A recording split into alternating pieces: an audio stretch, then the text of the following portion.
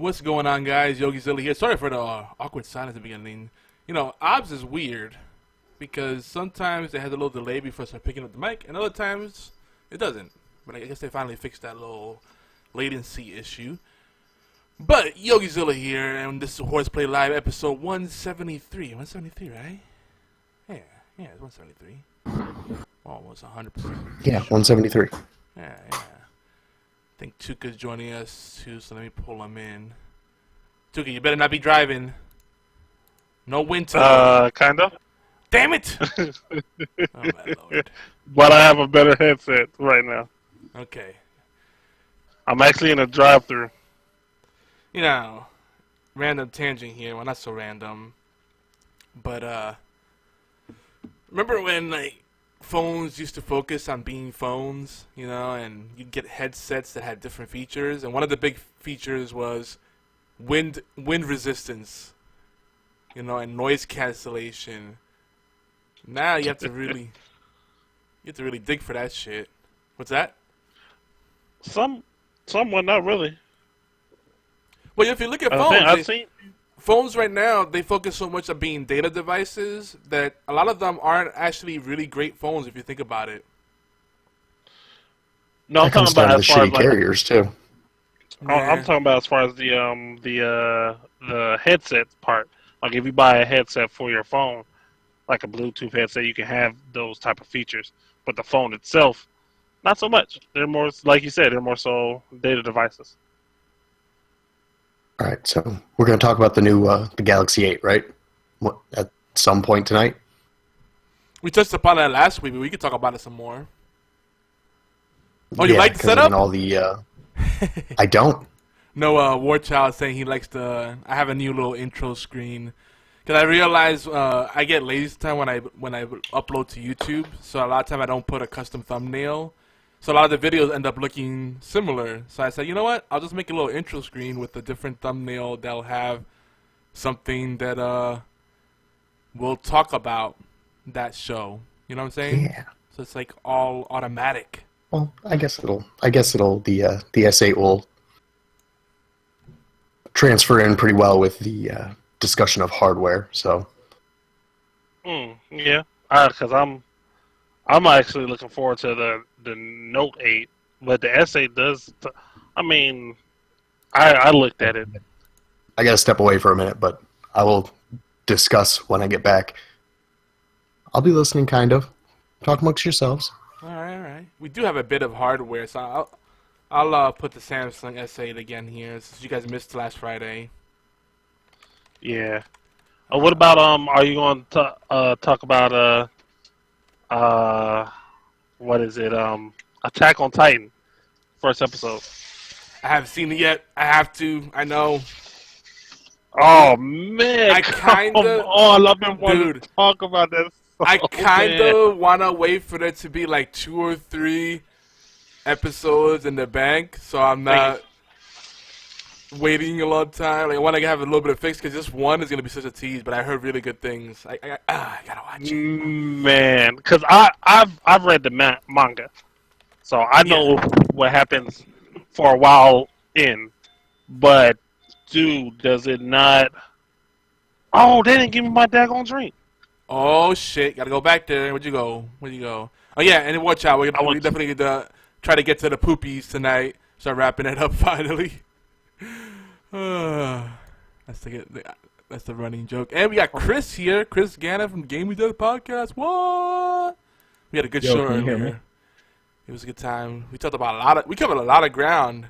Just me and you, Chris. We talked Sega, Gwent, the generational gap and what it means in terms of how it's shaping products and the internet and digital media. I mean, we went all over the place. It was cool. It's good times. So yeah, we'll be starting shortly. Can you hear me? Because Discord says that my mic isn't working. Discord says your mic isn't. I hear you fine. Okay, cool. We're good then. Discord likes to troll, yo. It's probably Generation Z or Millennial. Nah, I'm kidding.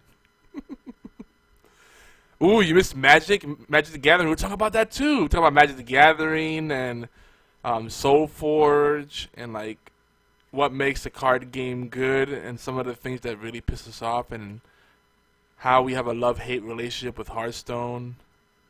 And Rocket Knight Adventures. Don't forget Rocket Knight Adventures. Well, that falls under Hold on, I'll be right back. the Sega umbrella, yeah. But we were going retro, which led us to talking about how Konami has all these amazing IPs that they just let sit. Oh no, they don't waste them. They make pachinko machines. Woo! Hey, they're making a zombie shooter out of Metal Gear Solid 5.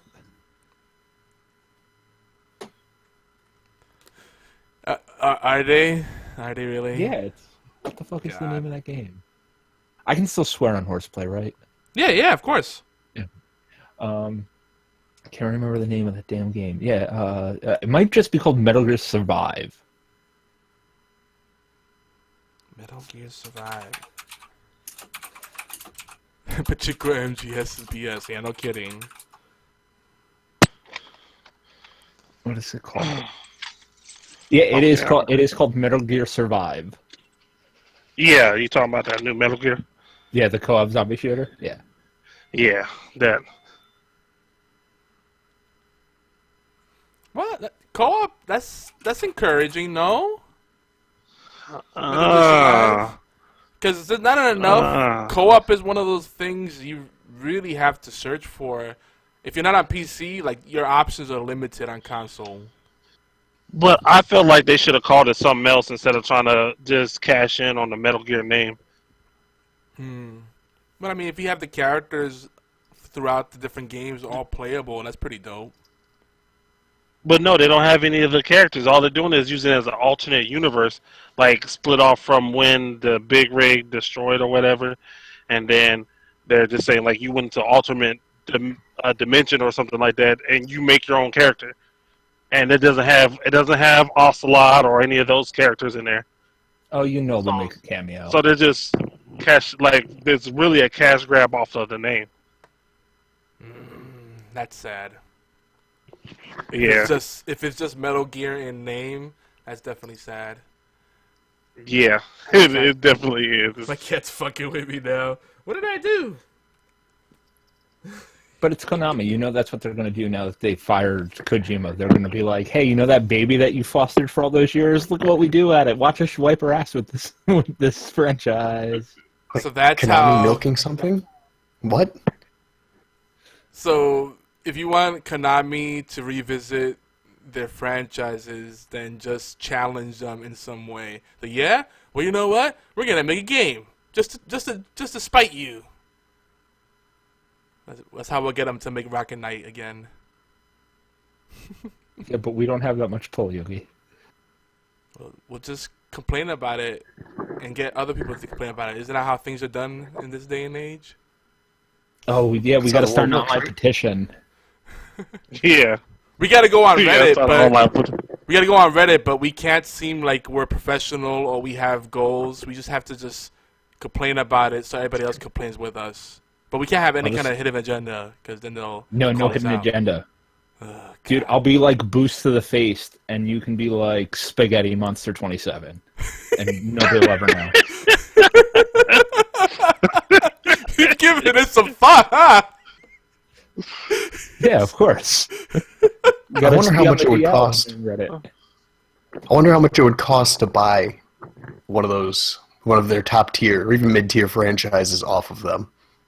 I could tell you if a company is desperate, and I've had experience with this, the lowest they're willing typically to give up a license so you have full rights to a franchise is about $10,000 to $30,000, which isn't bad if you have that kind of capital. I'd buy Castlevania for that much. Unless you're THQ. Oh yeah, Castlevania, no. Castlevania, maybe you don't can do spend shit. some millions. If Castlevania, if they don't do shit with it for 5 years and it's just not doing anything, you could probably get it for $100K if you really just know the right people. Start saving now. All right. Yo, we get Sunset Riders from them. I bet you we get Sunset Riders for cool $800. They don't do anything. I'm pretty sure $50 and a handshake will get that. Exactly. But on the flip side, they will usually try to milk it for a few million. Which is so stupid. Like, you're literally making nothing off of this, just sitting on it, letting it go to waste for the past 10, 15, 20 years. Just give it to me on pennies on a dollar. It's like, no, but we made this much money from the game in the past. Like, okay, it's not doing it for you now. Here's a lump sum of cash. Enjoy. Gimme. Here's a bag of money. Give me your game. Yeah. Just give me the name of it. Hand job. Yeah, that works. Who's gonna deny that? Though, I don't know. Hand jobs are kind of just depressing because you're like, this could be a blow job, but it's not. But Konami's depressing. That's true. Yeah. At least they don't do it like the Fox syndrome. Try to release something crappy every 4 years just to keep the license. That's true too. Fantastic Four much? Fantastic Four? What? Huh? What? Huh? They keep trying, and they keep doing it so wrong. Oh my god! It has to be deliberate at this point. Oh, I believe it is. I believe it is. You know, on that movie in the trailers where they airdrop the thing into like a battle zone or something like that. I heard they didn't even put that in the movie. They just had it like on a screen on the back in the background or something like that. So like one of the biggest action pieces that they could have had, they didn't even put in the movie. Maybe it was garbage and they just cut it. Makes no sense. You can say all you want about the Fantastic Four movies. The first one wasn't bad.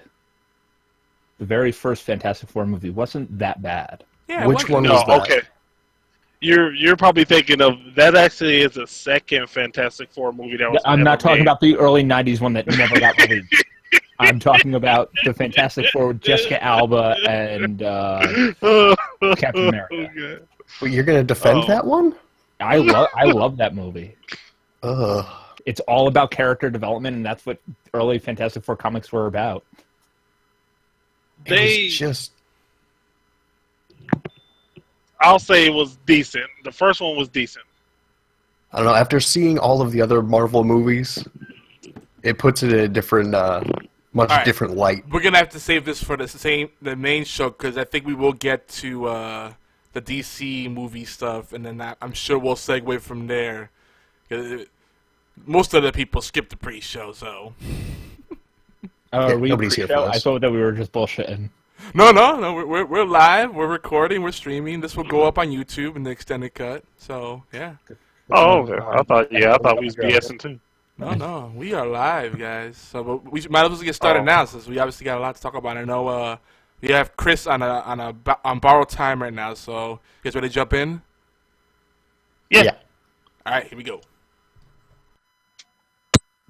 You are listening to an All Games Radio Network broadcast of allgames.com.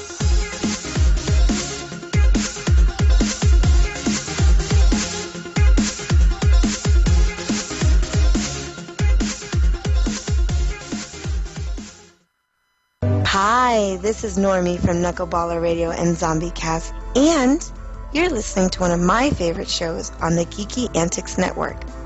Don't forget to check out the rest of the gang over at geekyantics.net. Warning, there might be rants and food ahead and possibly inappropriate behavior. Don't tell anybody though.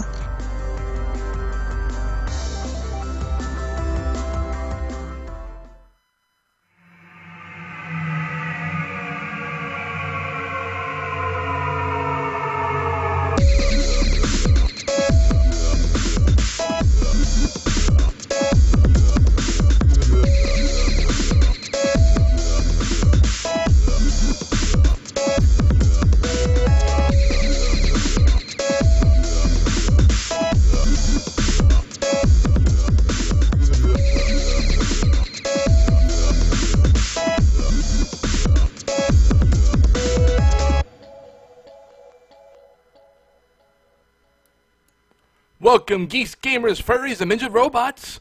This is HorsePLAY Live. Today is Thursday, April 6th, and this is episode 173 of HorsePLAY. It's tentatively, very, very, very, very, very tentatively titled Revenge of the Unicorn Poopies. Really. Yeah, we're not done yet. We're not. And I'm your bald, bear lizard host, YogiZilla. And we got some people here. We got some old faces and some old faces and some old faces. We're all a bunch of old farts and recurring characters in the crazy universe known as Geeky Antics. But I just want to say real quick, if you're not familiar with this show, we talk about a lot of stuff. All facets of geek culture. Tonight there'll be a good serving of some movies and maybe some TV, some tech news, some current events, and of course video games. And we do this live every Thursday night, 11 p.m. Eastern. It's at twitch.tv/Geeky Antics. And during the day, earlier in the day, over at allgames.com, we have reruns at 5 p.m. Eastern. We'd appreciate some love over there. But you know what? That's enough of this spiel. I want to jump right in. We got some other great hosts here. Let's go introduce them. First off, we got Beard and Hat. What's up, Beard? You there? You there? You there? You there? Morning. Yeah, I'm here. Oh, good morning. Are we there yet? Are we there yet? Hi. Are we there yet? That's not annoying Yeah. at all, right? Yeah, we're here. We're here. We're here. We're here. Get out of the car.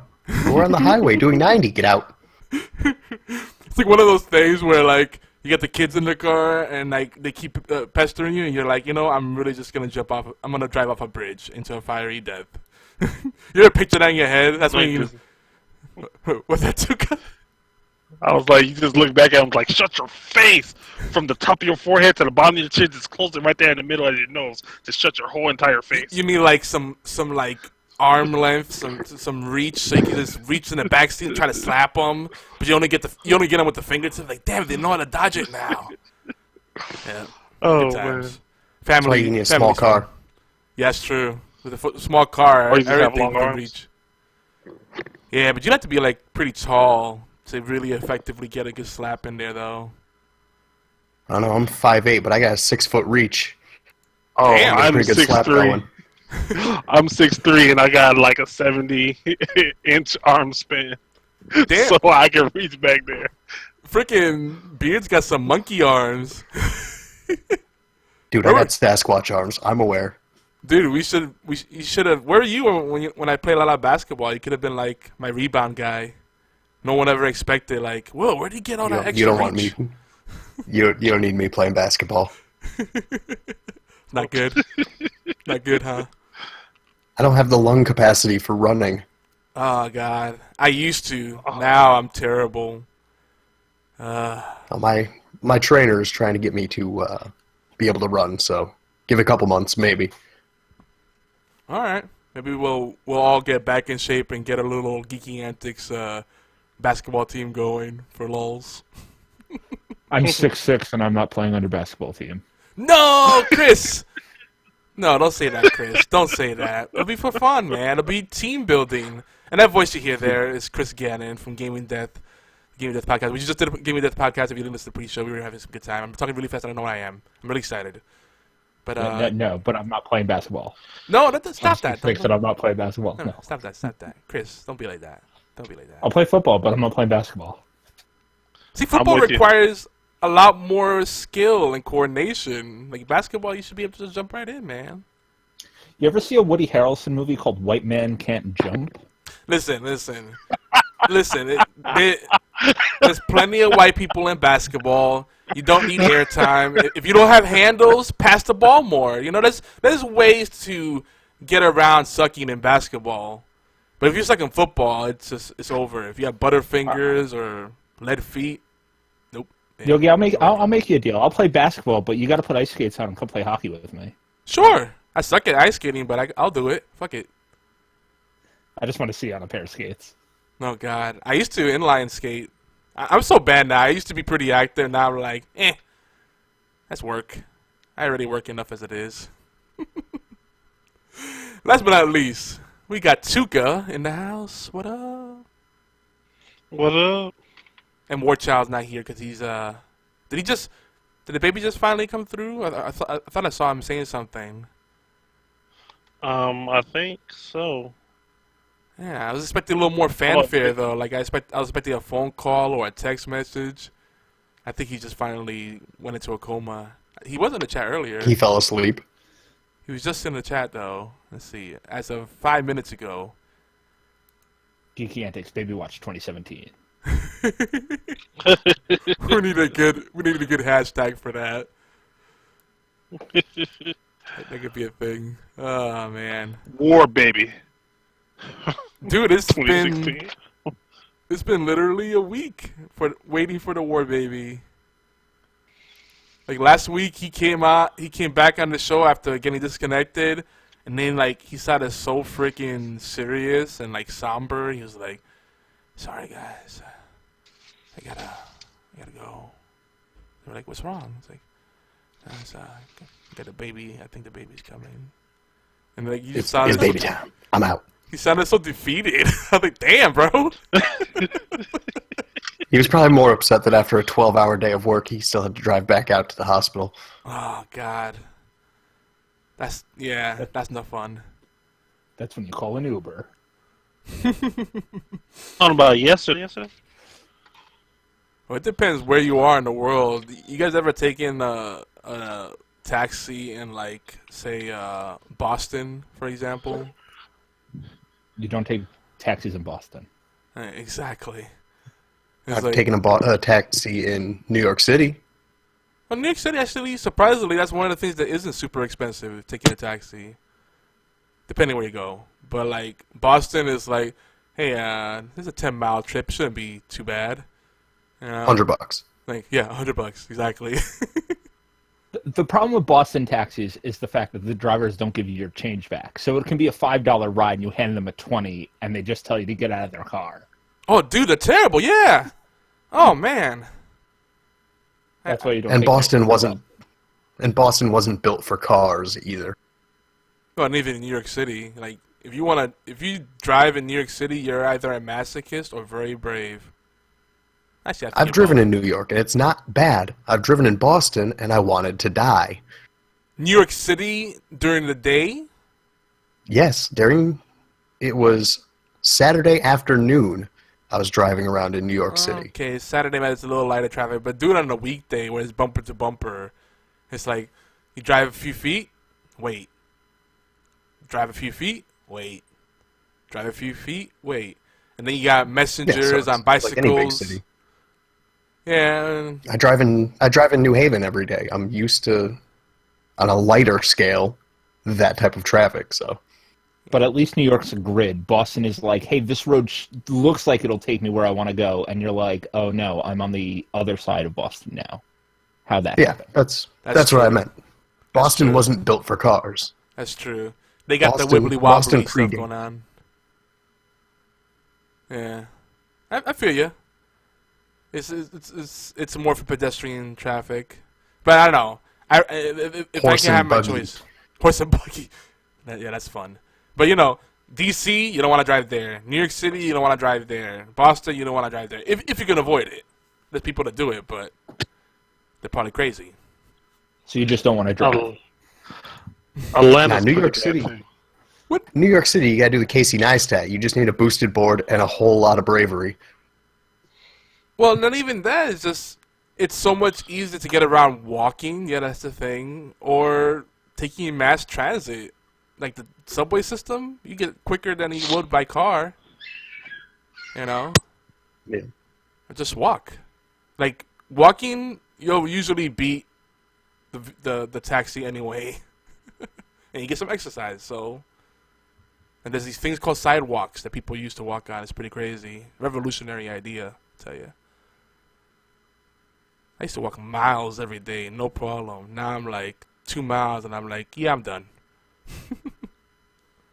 Right up until I got my driver's license, I would walk like 5 miles a day, just because. Yep. Now, maybe I walk 200 feet. Mm-hmm. I think a mile. Well, now that the nice weather's coming. That's true. But now that the nice weather's coming and the children are going to be tired of being in the house, I'll be forced out. Damn them for wanting to play outside. How dare they? Yeah. That's what the internet's for, man. Just stay home. Don't do anything. We'll evolve to little stumps with no legs and little tails. It's going to be the Wall-E future. Wall-E, like the robot Wall-E? Wall-E. Yeah. Yeah, we're all going to be fat, floating in cars, floating in these, like, real nice DX racer chairs. That's true. That's the future. Dude, that is the future. Happening. It'll all be owned by Walmart or Google. Take your pick. See, it's funny. We all have this in our minds. I was just talking about this kind of stuff with Chris about the different trends generation to generation and how the future is shaping out to be. I don't know. It's going to be a brave new world. I'm scared. But guys, first show of April, so yay for us. We're gonna do a little IRL stuff. All right. Might as well get this out of the way. But for you non-Georgia folks, did you hear about what happened in Atlanta on I-85? No, what happened? Yes, I actually saw it because I'm here in Atlanta. I know. So Tuka, tell us about it because you have the first-hand account of it. All right, for those who you don't know, I drive Miss Daisy, which I have actually called Uber. So I drive for Uber. And the day it happened, I was actually taking two people from downtown Atlanta to Decatur. And it was supposed to rain that day.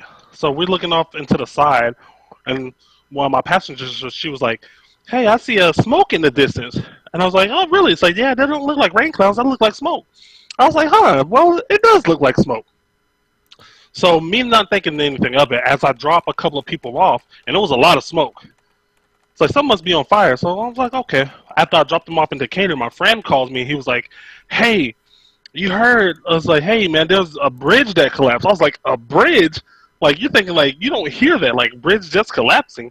And then he was like, "Yeah, it was on 85. I'm like, I-85 or Georgia 85? He was like, "No, I-85. I was like, "What in the world?" So what happened? Bridge just straight up dropped out? No, what actually happened was there was a warehouse like right under where the bridge is, and it was on fire. And it was like either like a chemical fire or whatever type of fire it was. So they caught the guy and finally literally they started it. Did you see that? Yeah, I don't think it was no homeless person though. Like they said, I think they said, "Oh yeah, we can blame you. Come here." The homeless people just walking down the street going, "We didn't start the fire. It was homeless bird." Right? Sorry, too soon. No, never too soon. Never too soon. That's ace. But the fire was so hot that it literally melted the bridge. Yeah, that's crazy, man. Melted the concrete. So there weren't casualties, were there? Like no, there wasn't any casualties. Luckily, no casualties. So it's alright that I made a joke. Good. The crew, and the crazy thing about it was, I was driving north on 400, which runs into 85. Yeah. And southbound, like northbound, was completely empty, but southbound, you saw cars coming back, going north on the southbound side, and police direct them off on the nearest exit. That's crazy. That's how bad it was. Wait a minute. And let's backpedal real quick. We've also been having some crazy storms on the East Coast. Did you get any tornadoes your way? No, I didn't see any of the tornadoes. Dude, the winds over here today were ridiculous. Yes. The wind chill was like in the 20s. I'm like, this is not spring. I'm from New York and this is cold for me. I was like, damn. I'm from Alaska and it was like, what the hell? Put some layers on. Man, Georgia's just been getting hit hard, man. We even lost power. Mm-hmm. It's crazy. Yeah, we did too on the thunderstorm. How long did you lose power for? We were out for like 2 hours or so, which felt like an eternity. Yeah, same here. Okay, so I don't feel like so it bad. actually in Decatur. Like I live in College Park, but in Decatur, yeah, I know College Park. Yeah. When I was driving over in Decatur, like street lights and everything was out. Like there was like no power. It was dark, no street lights, no nothing. Like it was crazy. Crazy, man. Now we got something real lighthearted to share, and then we got something really serious. So which one should we do first? Lighthearted or serious? Because the serious is really heavy. You want the good news or the bad news first? Do we really want to delve into that serious? Do we really want to? Is this really the place for that? But yeah, I feel like we need to mention that at least because it's breaking news. Well, first off, the lighthearted thing.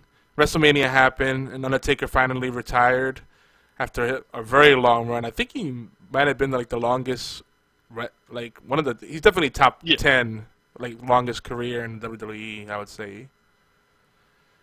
Just in WWE, yeah. Yeah, yeah. And I remember Undertaker Hogan had a longer run, a but kid. Undertaker's like it's like the end of an era, you know. It's the end of my childhood. No. I know, dude. Like even if you don't keep up with wrestling anymore, like you hear stuff like that, and you're like, damn. It's like when I hear about players retiring from the NBA and I actually know them, I'm like, oh, that's a shame, because I'm like, that's the last player I know, really. I don't follow wrestling anymore, but I did watch. I watched 2 matches from WrestleMania. I had to see the Hardy Boys come back. I saw that, yeah. And I had to watch the who was it, Roman Reigns Undertaker match, which was a terrible match, by the way. How old are the Hardy Boys now? Old, like 16 years. 16 years ago is when they debuted in the WWE. Now I know we could go off on a tangent of this, but I'm just gonna say this, and then we'll move on. Roman Reigns needs a better move and a better, more complex moveset than just having the freaking Superman punch. Because he doesn't have mic skills, so like all he is like a intimidating looking guy that's got good stage presence, but no real moves and no mic skills. So what's left? I don't know. That match got boring. He speared Undertaker like 20 times in that match. Yeah, because those are the only moves he has: a spear and Superman punch. What else? It's terrible. They're not developing talent like that anymore. Look at John Cena. Yeah, they're not. No, but you can't see him. In this, nice, good one. Well memed. Me and my wife do that to each other, so I'm sorry. It just makes anytime God. I hear John Cena. Now I completely lost my train of thought. No, I was gonna say, if you want to see the technical side and the actual like skills, the CWC division of the WWE is pretty good. Like those fights are more technical, more aerial assaults, more fun to watch in terms of like the diversity of their moves. But yeah, it's true. Like, it's all just really buff guys or really good-looking women just putting out theatrics, but not really displaying their athleticism or anything. It's weird, but still enjoyable somehow. So anyway, the serious news, and it's kind of breaking. I saw the headline about an hour or two ago, just as it came through on the feeds. Chris, you want to take point on this? I don't want to. I don't even want to bring this up. Oh, you don't? Okay. No, I even said it did not need to be brought up. I was just posting it for you guys, just in case you guys didn't see it. Well, we'll just say that we're aware of the 70. I didn't even know it was that many. I thought it was like 50. I thought it was like 40, 50, but 70 seems like overkill. So Trump ordered an attack on Syria that's developing now. And I try to just, my defense mechanism is humor. I'm a little worried. We're going to keep going on with things, but whatever you believe in, praying, meditating, sacrificing the goat, may want to do some of that just in case.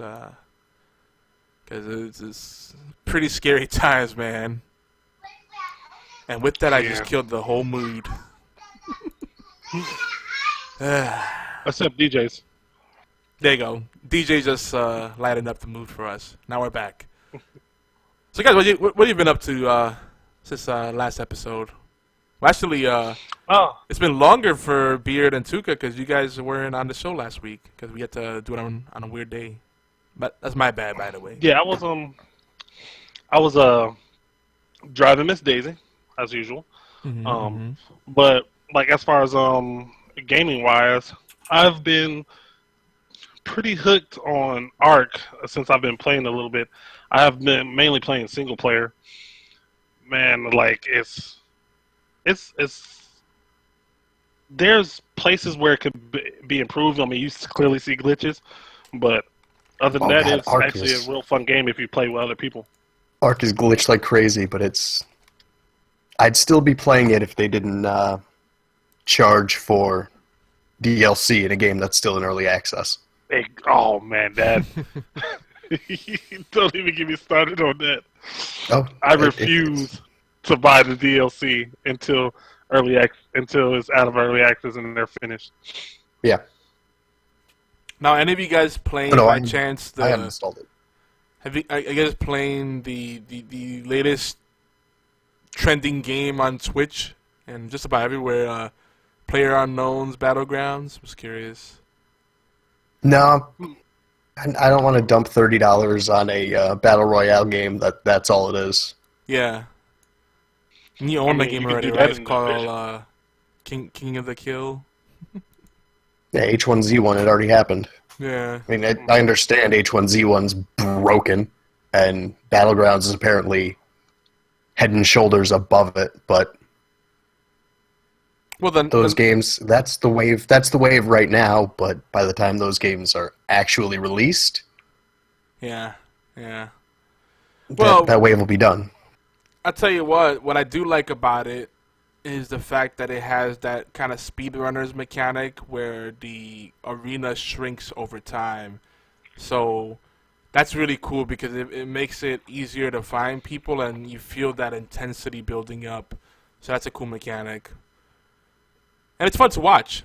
Apparently it's one of the most popular games because it just lends itself very well to watching. I've enjoyed watching it. It seems like it's a game that's probably better to watch than actually play. So it is a fun game to watch. But I don't know, the Battle Royale thing, that's cool for now, but how much longer is that going to be interesting as a broadcast game here on Twitch? Yeah, it seems like everybody's going in that direction too, because even The Division has something like that as well, with the survival mode. Survival. Yeah. So. But to answer Beer's question, that's like I think it could have longevity and watching as long as the contributors, the content creators, make it interesting. But how long? But a lot of why it's so popular, I feel, is because it's only open on the weekends. So it's the only time people get to play it, so it's the only time people get to see it, so people are kind of fiending for it. But that's like StarCraft. StarCraft has always, of course, it's Blizzard. Let's not get ahead of ourselves on that powerhouse Blizzard. Like Overwatch and StarCraft, those stay at the top of the charts for games watched on Twitch. Yeah, but Blizzard Overwatch. Blizzard is a unicorn or a purple cow, if you prefer. Their games have the most longevity. Like, you cannot compare what you do to Blizzard because they're in a league of their own. Most other games have a very short shelf life. I mean, Blizzard's bringing back original StarCraft remastered.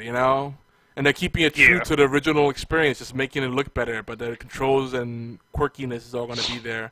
So, I mean, Blizzard could do that. Anyone else? Not so much.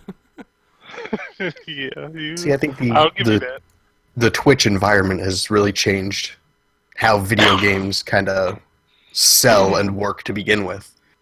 Yeah. Because after the first week of release, the game's already out of most people's minds and they're on to the new hotness. Yeah. But I think that also goes back to a generational values, and there's a distinction there. Because me, I'm more of the kind of guy, I get a handful of games and I milk the crap out of them. And then younger gamers are more like, get the latest hotness and then move on to the next thing. We saw it in the last decade with movies. Because Titanic had a mediocre opening in the 90s. But that shit was in theaters until December, and it came out in, June. Yeah. That's true. Nowadays, you go to see a movie 2 weeks later, and it's got one showing, maybe. I will say it depends on the movie, though. Like, if you look at a Marvel movie, that thing is going to stay in the theaters. Or anything that does well at the beginning. Because, that's how they base it off now. If it's not doing well on that first 2 weeks, they're not going to keep it in there because it's not making them money. So they're going to reduce how many movies,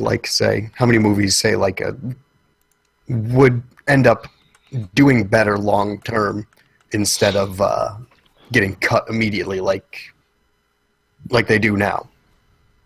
You don't know. I mean, Yeah. Yeah, it's definitely room. narrowed. You're right. There's no room anymore for a slow burn.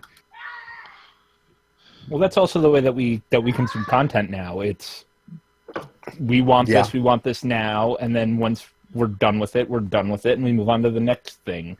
It's because of the age of information. That's just what it is. Same thing with the movie theater. It's like within the first 2 weeks, everybody who's wanted to see the movie has pretty much seen the movie, and then it's like, okay, what's the next thing that will bring in packed houses? Yeah, and Netflix is doing that with TV shows now, with releasing their entire series in one shot. It's all I about prefer that, binging. actually. Yeah. It makes sense. I just hate commercials. We are definitely in a time of content overload. The age of information. And it's so much mediocre crap, too. Yeah. I got back into TV and more kind of pop culture mainstream stuff to be part of the water cooler conversations and better serve our community. But I also regret it because, like, TV is... just TV by itself is such a freaking rabbit hole. Like, it's just endless stuff. Like, now people are saying, you should watch Shameless, it's great. And I'm like, no. And then someone introduced me to Powerless. It's a DC show that isn't a superhero show. And I'm like, that's weird. And it's actually good. But I'm like, no, I can't. It's too much stuff. No. Powerless is funny, though. It is funny. And what's it? Like, it's a comedy. What's the... So that's what I like about Powerless. Yeah, but it's still cool that it's, like, you know, tangential to what we know as the DC universe, you know? Like, they're in the background. What's the name of the actress? The main girl. Oh, my God. What's her name? I don't know. Hudgens? Is that her name? She's really cute, though. You talking about on Powerless? Yeah. Yeah, Vanessa Hudgens is on Powerless. Yeah, she's really cute on this show. Like, that's really good casting on that show. And who else is in there? Freaking the dude from Community. What's his name? I can't think of it now. The Indian dude from Community. Bat in 1,000. Yeah, I know. I'm bad with names. Don't. I will not be a good trivia partner. But like one thing I do, like whenever we go like to, you know, trivia things in the bars and stuff, like I'll be the guy to know the most random shit that no one else knows. Like, how did you know that? It's like, I don't know. That's how my brain works. There you go, Powerless. Yeah, that's a fun show. It's got the dude that played Wash in Firefly. It's a great cast. But anyway, TV. It's a slippery slope, man. You guys mentioned movies. Has anyone seen Split? Curious on this. I'll see it this weekend since it's out digitally. Yeah. So we had to table that, but I think M. Night Shyamalan... Is that the one with James McAvoy? Yes. Yeah. Yeah, I didn't see that in theaters. I don't go to the theaters anymore. Yeah, I don't blame you. Like, you're paying to be... I don't have time like that. Well, yeah, that too. I don't know, I'm spoiled. I like the comfort of my own home and not having people fuck around with their phone or making noise, having conversations. Like my favorite thing is when like someone's on a date and like the girlfriend is asking their boyfriend, so what's going on here? It's like, are you not fucking watching the movie? Shut the fuck up. Like, why are you asking? 50-foot screen in front of you. Open your eyes and look forward. Yeah, and like you can tell the boyfriend very clearly is watching the movie for the first time, and she's asking him questions, making him lose track of what's going on currently, and then inconvenience everyone else around. Like, oh god, movie theaters. This is why I know. My wife does that at home. Yeah, this is how I know I'm getting old, because that kind of shit just. Pay $12, $20, $25, depending where you're at, to deal with assholes. No. My local theater started doing this new thing where it's like assigned seating. So when you buy a ticket, you buy a ticket for a specific seat, and that turns me off a little bit. Yeah, that's half of the fun is going into the theater and scoping out where you want to sit. Exactly. Yeah. I mean, I that's kind of weird. like that for knowing that the only place you're going to be able to sit is right down in front. So you have to arch your neck all the way back. Oh, it's the worst. Well, It's the worst when it's a 3D movie and you have to watch it like that. Oh no. God, your neck will be so sore after that. I'm surprised theaters haven't gone to a freaking like a concert style or theater style, like premium seating, nosebleed, etc. These are the seats that everybody wants. What's that? That would require them to redesign. That'd require them to redesign the seating, and they don't have the money for that. They're barely staying open. I think they could do it as is, because who really wants to sit in the very front row where you have to keep your neck up? That's not comfortable. Little kids does. They like to sit in the front row. I guess. I don't know. You're not wrong. I'm sure they can make it work. I know when I was little, I always loved to sit in the front row for whatever reason. I don't understand why. But You gotta be as close to that screen as possible. I know it's like I gotta see everything. I Look, gotta Ma, be in there. I'm in the movie. Oh man. So anybody playing the Gwent beta by chance? I know Chris is. No. No, I haven't played it yet. I'm playing the Gwent beta. I got bored of Hearthstone. I don't really want to play any other card games right now. I'm burned out on that. But Gwent's great. It's like a card game that's chess. Yeah, You have it's to outthink different. your opponent rather than just like, hey, I play this big thing and swing at your face. Yeah, it's like Hearthstone in that it's a card game, and that's about where the similarities end, to be honest. Pacing is different, your strategies are different, deck building, the way you mulligan and why you mulligan, it's very different. I mean, Chris and I went really deep on it. If you want to get our little insights on what Gwent is, you should listen to the latest Gaming Death podcast. Up now on iTunes, Stitcher, and Google Play. Damn, you don't waste time, son. Already? Wow. Don't fuck around. He plugged in there real quick. Hell yeah. That's how I roll. Well, I set it up, so I was waiting for him to knock it down, That's how a little 1-2 punch, man. Yeah, exactly. The Wonder Twins, yo. We activate our powers. Form of All right. podcaster. You get to be Joni, though. Okay. That's okay. I'm I okay want- with that. You have fun with your water-based transformations. I'll be a badass tiger. Dude, I think if I was a girl, I'd be terrible. I'd be just constantly fondling my boobs. No, you Sorry have to for look that. exactly the same, except you're just a girl now. Beard, bald. So, No. I know, no. no. Mr. Superman or like. Superman, no here. Fuck. What did I get myself into? Yeah, we're crazy. We're crazy. I know. So anything else of note past week? It doesn't have to be video games. Any fun happenings or anything? Oh, I'm sick again. Oh, Sorry. No, it's fine. What's wrong with you, Beard? Oh, I have a infection in my iris. Oh my god, dude, you've just been all I just kinds of got fucked over. up lately. It's the same eye that had shingles. Oh, shit. So Okay. I've been, yeah. I've been thinking about. I'm ready to this, dude. scoop my eye out with a spoon. I've been thinking about this, dude. I really think there's a conspiracy, a plot against you. I think someone is breaking into your home and picking their belly button, the crack of their ass, and then rubbing your pillow. They might be also be putting That'd be shavings on there, just nasty shavings with the crud and everything. be more likely they're hitting me with blow darts from miles away. Just gotcha. 3 darts is just too much. Anybody? Yeah. So I'm living the ultra medicated life again. Dude, you're gonna get hooked. It really. It's. I don't understand why this keeps happening. It's like I turned 30 and it was just game over.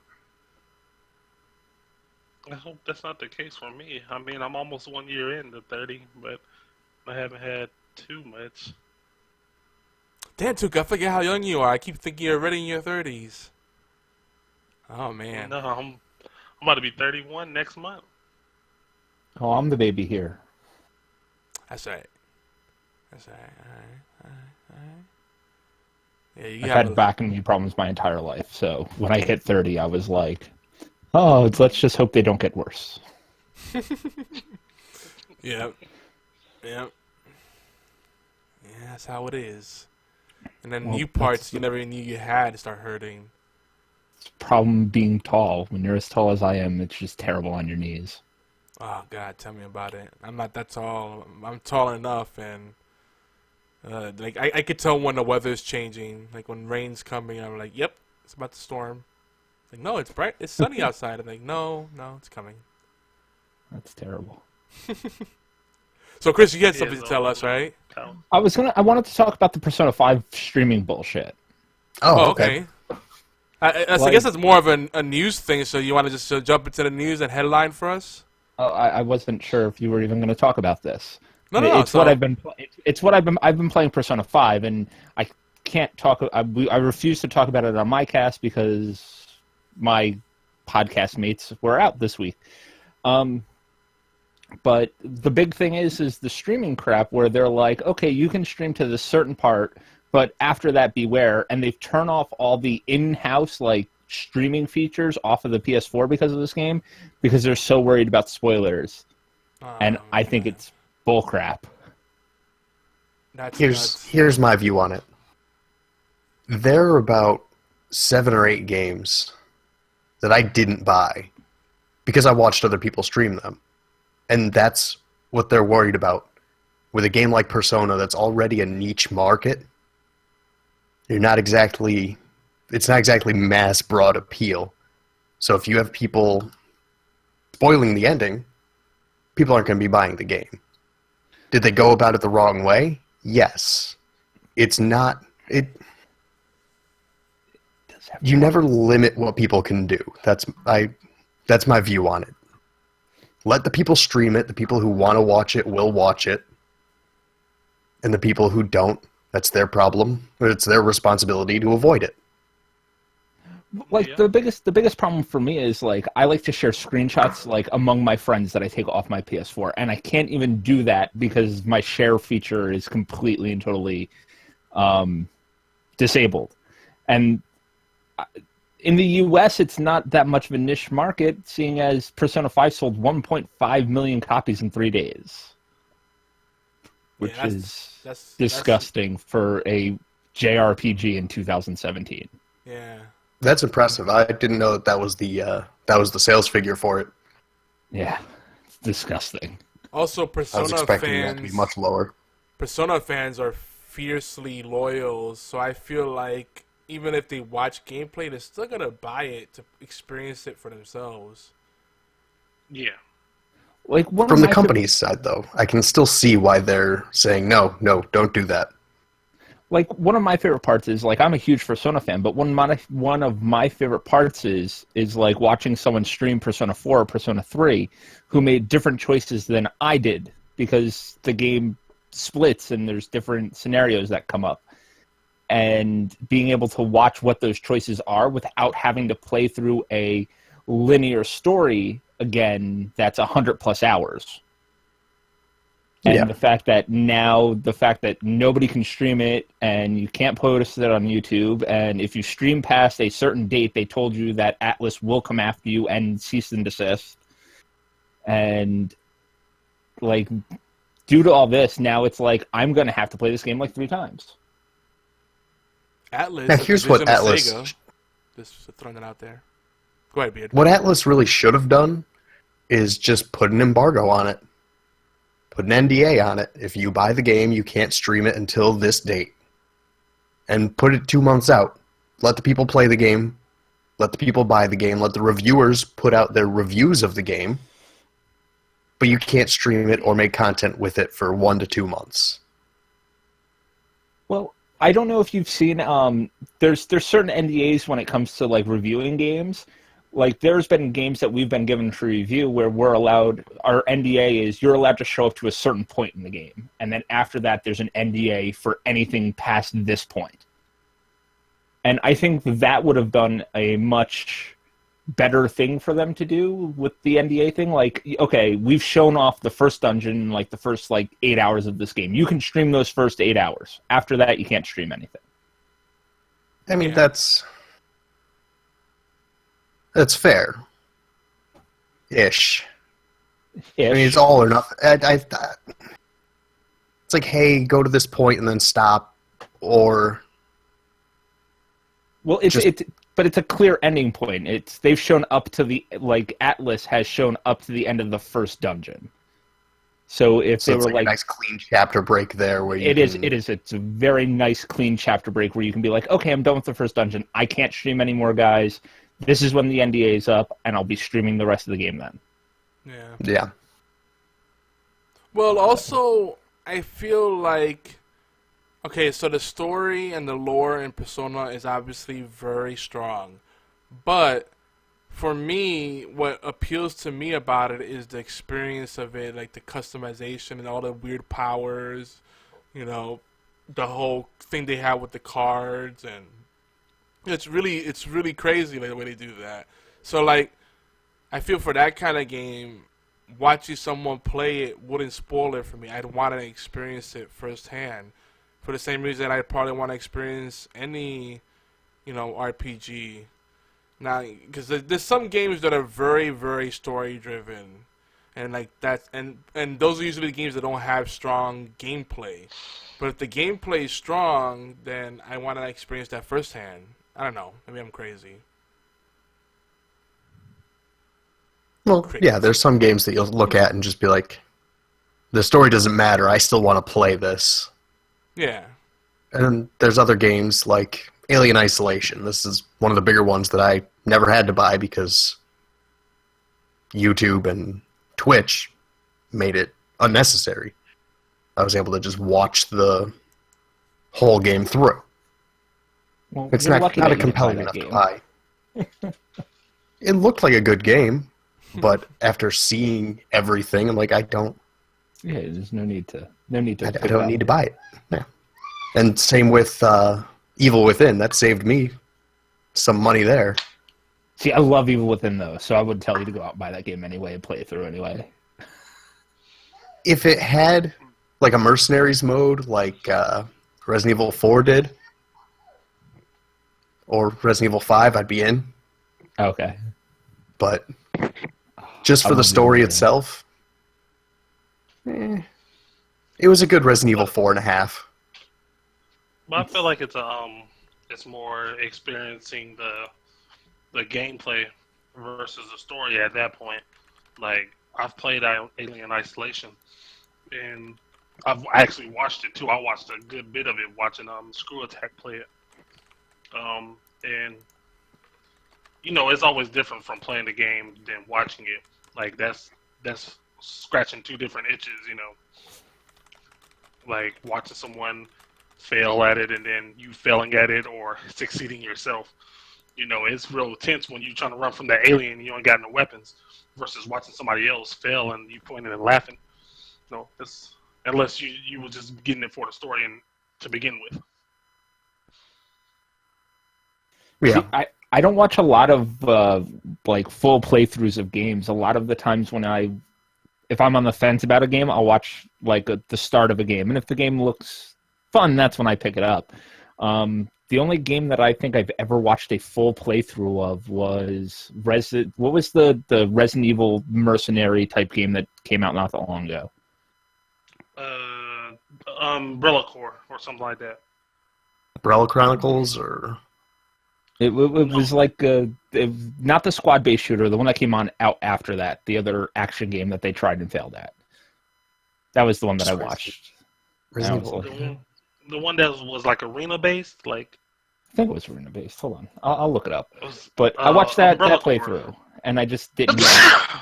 Bless you. There was just no need for me to pick up that game because it's not what I wanted out of a game. Yeah. You're talking about Umbrella Corps, the one where you're playing as umbrella soldiers and stuff like that. I know what you're talking about.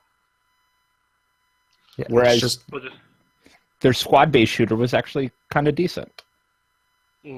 Yeah, but it was like for me like you said, I watched I was on the fence about the new Metal Gear Solid 5 when it came out. I was like, oh, should I get it or not? And then I watched it. I didn't even know it was coming out during the time, and I watched it on Twitch, and that definitely sold me like, yo, this is going to be a really good game. So I usually watch Twitch to see. I watch Twitch for one or two things, like either to watch somebody else play the same thing I've played, or like competition wise, or if I'm interested in a game and I want to see gameplay, because it's one thing watching a demo or a tech demo or something like that versus seeing someone actually play it on Twitch, like War of Warships or like World of Tank or something like that. That you can actually like, oh, okay, so this is how it plays and this is the mechanics of it. It does look interesting. Let me try it. Well, the thing is, a game without any story, you're more likely to pick up after watching than a game with story, or at least I am. Because if there's story and you watch the whole story all the way through, that was the point of the game. And now there's no point in you buying it. Exactly. Unless it's a Dragon Age or some type of game where there are forks and splits that you could potentially work your way through. I was going to say, because I watched a lot of The Witcher 3 on Twitch, and I still went back and played through that game and loved every minute of it. Well, it's because that was a good game. Yeah, it was a very good game, and it had all those branching story paths and stuff I didn't get to see on the Twitch stream because they don't do everything. Yeah. And that's a massive people world. On Twitch doesn't usually... I mean... I was going... Yeah, you say... What were you saying, Tugo? I was saying, people... Like, when you watch on Twitch, like, usually people don't play the way you play it. That's a one reason why I would go back and play it. But like Beard was saying, if you're in it for the story and then you watch the story, especially if it has a linear story, something like your Quantum Break or your Alien Isolation versus like your Witcher 3 and stuff like that, then the desire to play it after you've seen the whole story will diminish unless you find the gameplay itself appealing. Like, dare I say, Mass Effect Andromeda.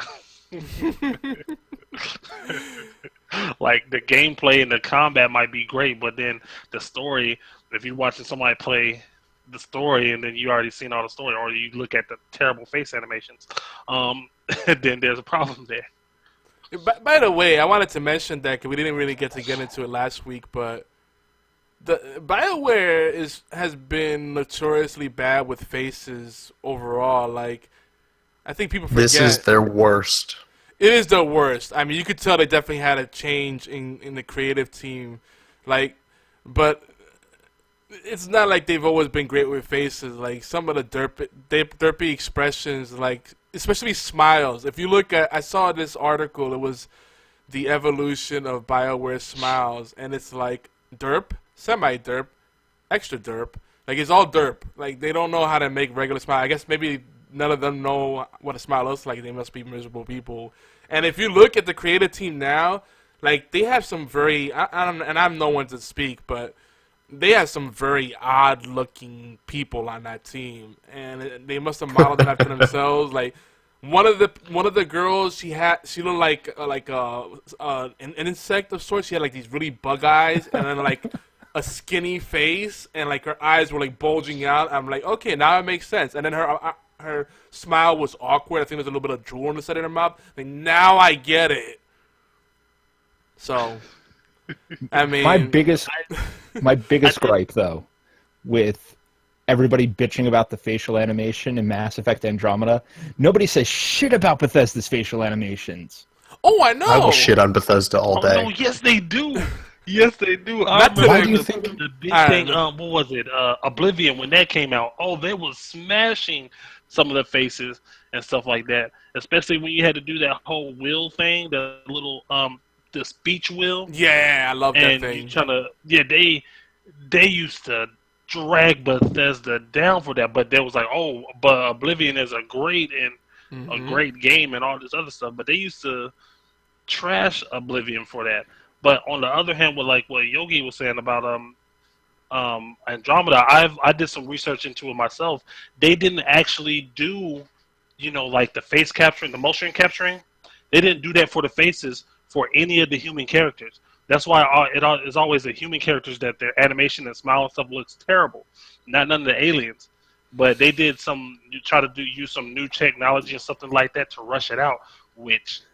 Dude, even the Asari look off, dude. Like, everybody has bug out eyes. Like, they're high on something. They didn't do it right. They outsourced they said, from what I've read, they outsourced that part of the game, that the facial animations and stuff like that, to try to... And they made the male lead character like 5'5". If you look at the proportions, he's like 5'5". What's wrong with the short dude? God. He's just a little bit too short and ridiculous looking. Yeah, but the game plays like Brady, man. The game's awesome. So did Destiny. It's just funny. I laugh at what Beard says, because the stuff that people nitpick to say that this is a bad game, it's like, and then I'm like, but is the game fun? Yeah, but this... No, it's not, and the writing is terrible. No, the gameplay is fun. Stop it. Stop. I will not stop. BioWare hasn't made a good game in quite a while.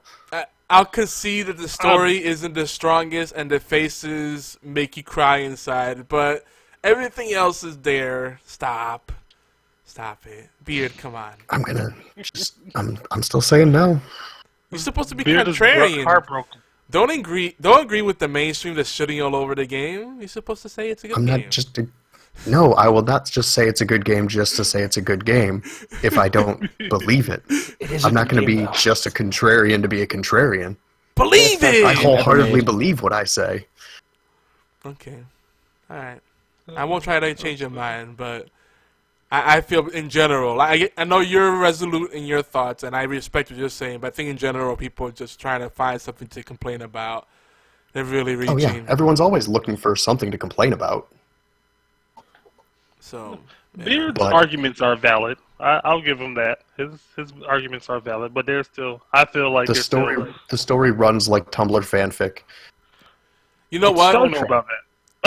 You know what I want to say? This is my PSA to everyone that's listening and watching us. Before you go and shit on something and say something's horror bad or terror bad or just absolutely terrible, it's unredeemable, nothing good about it, go watch a movie called Fateful Findings. Alright? That's what terrible and absolute shit looks like. Then come back and tell me that everything else that you're saying is that bad. That's what bad looks like. Like, this is a movie where the acting, the writing's so bad that the characters they think out loud to let you know what they're doing. Oh, well, I guess I'm going to type on this computer. I'm looking into national and international espionage and corporate secrets. I'm going to reveal what they're doing and blow the doors off of this thing. I'm typing now. Like, this is a thing. That's bad. Just because something worse exists doesn't mean that something isn't bad. No, but that's the thing, though. Like, you gotta have some frame of reference. That's bad. I've seen The Room. I can still tell you if something's bad or not. The Room is bad. The Room is... I've seen... Yes, it is. I've seen Mono's Hands of Fate, and I still think Andromeda isn't good. I would give it an average. Okay, see? That's fair. It isn't good. it's disappointing. That's constructive, especially Beard. I'm not attacking you. I'm attacking the people that are saying this is the worst game ever made. Like they're really taking it too far. Like, and what are your reasons? Facial animations. Do you want the worst game ever made? Go with the Alone in the Dark remake from 2008. Oh my god! That is the worst game. Here's my story about that game. I actually played that game and enjoyed it, but I'm weird. Okay, go ahead. Those driving mechanics were a crime against humanity. They were bad. But here's the funny story about this. I bought it on a Tuesday. I beat the game early Wednesday morning because I wasn't going to let the game beat me. I was so angry that I had spent money on that game. How long did that take you? 8 hours. Damn, dude. Bought it Tuesday night, finished it. The game was awful. The puzzles were terrible except for one. Wait, hold on, I gotta ask you. There was a really nice... The part where you're in the sewers and you finally start coming out, like the last stretch, there's a part after that. I don't remember that clearly, but that's where I got stuck. I was about 6 hours in. How far was I from the end? Like 2 more chapters. Fucking shit, really? This game took part of my soul to beat. Damn. It was awful. So I beat the game. I go back to GameStop the next morning when they opened up. I was like, I'd like a refund. Why? This game doesn't work. Oh, we'll give you another copy. No, it's not a good game. It doesn't work for me. It doesn't work for anyone. You should probably just throw this in the trash. Can I have my money back? Throw it in with And they gave me my money back, and I went and bought something else. I don't even remember what I bought, but I know it was better than that. Like, I'll agree with you, Beard, that BioWare hasn't made a great game in a very long time. I think the last great game that BioWare made was Jade Empire, personally. Good call. But when did that come out? 2000. Has it been that long? Dragon Age 1 was pretty fucking good. Yeah, and I like Dragon Age 2. The only problem I found with Dragon Age 2 is they recycled too many of the locales. 2005, excuse me. It's Jade Empire. Okay, that makes sense. Interesting. What else you got for us, Chris? If you want to say something else. No, that was it. I was just saying that Andromeda's a good game. It's not a great game. BioWare I'd put it at a 5.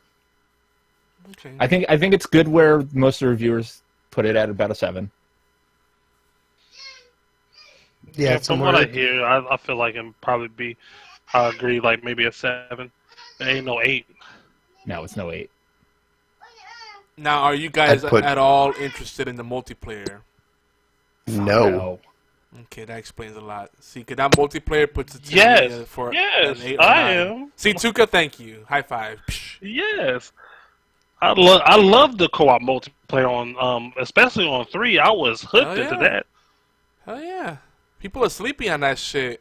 Now, you got to look at the whole package. Like, yeah, they fall short. Yeah, you expect more from them at this point from the caliber of company, but you know, the multiplayer is amazing. It has tons of replay value, and it adds a lot more to the experience. So, and that's why I give it a 7, because with just the story and stuff like that, from what I hear and what I researched, it was probably more so a 6 until they fix all the bugs. I mean, you can't fix the story, but once you fix all the bugs and stuff like that, that'll push it up to a 7, and then maybe with the multiplayer, you know, I'll push it up to an 8. But as far as like just the core story and stuff like that, and the core gameplay, I say it's a 7. The story is not great. It's okay. It's a good starting point. They have a good platform for where they can build off if they make a second one. But as far as, you know, like with the glitches and everything else, it's just a single player. It's probably a 6. That's fair. I'd give it a buy it on sale. Okay. All right. Moving on. What I did. Buy it on sale. Moving on, though. Another thing that kind of came out, came up on the news feeds later today, was the passing of Don Rickles. Dead at 90. That's a good age to go out on. It's a full life. Yeah, that's the age where it's no longer tragic. Yeah. It's like anything past 70, it's no longer tragic. It's like, well, it just happens. Yep. It's too old. Too old? Depends what Too you... old. My great-grandmother, on her 102nd birthday, Damn. we called and wished her a happy birthday. We're like, well, hopefully you'll live to see another year and we'll come out there and visit you. And she's like, I hope I don't. Everyone I know is dead. I've outlived 3 of my kids. Oh my god. Yeah. Oh my god, that's so terrible. Yeah, that is tragic. She was a crazy old woman. She died at 105 years old. Wow. Yeah. That's great. That's awesome, though. Like, I wouldn't mind being that, 76 because is a good year. 76. me, like, for me, like, yeah, the connections I have with people, that's awesome, and that's very important to me. But, like, to have extra time to get my life's work done, like, you know, especially considering how much of a procrastinator I am, 105, that gives me enough time. I can procrastinate a little longer. That's cool. Because if I'm at that age, I want to at least have my thumbs and the work of my hands so I can still play games, and, and I'll be good. Fuck it, I'm doing heroin at 72. Why? Yeah, I think 70 is a good time to get into meth. I don't know what to say to that. Fuck it, I'm old. I can do whatever I want. You know, another thing I noticed, when you hit a certain age, you get away with so much. It's like life goes around full circle. When you're a kid, like a really young kid, you get away with so much bullshit, right? Like, you could grab a woman's boobs and no one will think twice about it. Even though in your head you might be like, honk, honk, yeah, I got that. You know? Then like, everything in between is like, oh, hell no, certain things become unacceptable, right? You're an old man, you know, and you can be like, oh, I got dementia, you know, I got Alzheimer's, but you probably know deep down inside what you're doing. You're walking around half naked or completely naked, you know, rubbing on booties, goosing people, grabbing boobies. Oh, it's great. You get away with murder, and like, oh, it's all right. He's old. He's about to die soon anyway. Like, bitch, I just stole your wallet. No, say that to Bill O'Reilly and Bill Cosby. Yeah. 72. Yeah. Heroin. There you go. 72. You just gotta Maybe not by the be time I'm famous. 70. What's that? I say you just gotta not be famous. As long as you're not Yeah. famous, you can get away with anything. I was just going to say that. Good catch, Chris. I tell you what, if I ever get to recreational drugs, I don't think I could do the anything needle based. Smoke it, maybe snort it. I prefer smoking it, yeah, or a pill. I don't know. I'm not big on the needles. I could deal with it, but I don't know. No me gusta. Nah, y'all can have all of that. We're saying hypothetically, man. We're not gonna start shooting up tomorrow, man. Of course not. Like, you're not 72 yet. I think we got a little bit of time left. We're good. We can think this through a little more. But I don't know, it depends on what Russia does. Oh God, good callback. We start making plans, all of a sudden, well, good knowing you guys. Dude, I live 10 miles outside of New York City. I'm fucked if anything happens. Oh, I know, man. I'm not much farther away from you, so. I experienced 9/11 firsthand, and that shit put a lot of stuff into perspective for me, man. Oh, yeah, you was up there during 9/11. Mm-hmm. That's why I fell off for a little while, remember? I stopped. Well, actually, I didn't know that far back. No. I met you after that. That was before. Yeah. That was before. You joined the clan after. I remember seeing you in New York. Yeah. Yeah. But you know, the funny thing about Don, that sense of humor used to be powerful. It used to be effective because it was unique, right? Like that kind of insulting based humor, right? But now it's like that doesn't work as well because you want to be insulting. It's old hat. Yeah, it's old hat, and just go to Reddit. And you get all the insults. Triumph the Insult Dog did it just as well as Don Rickles did. Yeah. It's true. I don't know, this one was more interesting. The Mad Catz finally going under. Yeah, I was just gonna get to that. So Yeah, that's crazy. now they went bankrupt, but they filed Chapter 7, not Chapter 11. I'm not gonna get too deep in what the difference is, but Chapter 11 is basically debt recovery. Chapter 7 is basically like, YOLO, I'm done, bye. You're done. Like, it's complete liquidation. What they usually do to the banks usually do is they'll take the assets and try to sell them off to recover some of the loans and, get something back from it. So, I was looking at it like Mad Catz. I thought, didn't GameStop own Mad Catz, I thought? No, they didn't. No. Okay. I could have sworn they owned one of those accessory brands, but, Mad Catz is like, to me, Mad Catz is the low-end knockoff versions of all the peripherals. I doubt it's they kind of own... hard to make. It's hard to make low-end knockoffs of these controllers now because they do pretty much everything. It's true.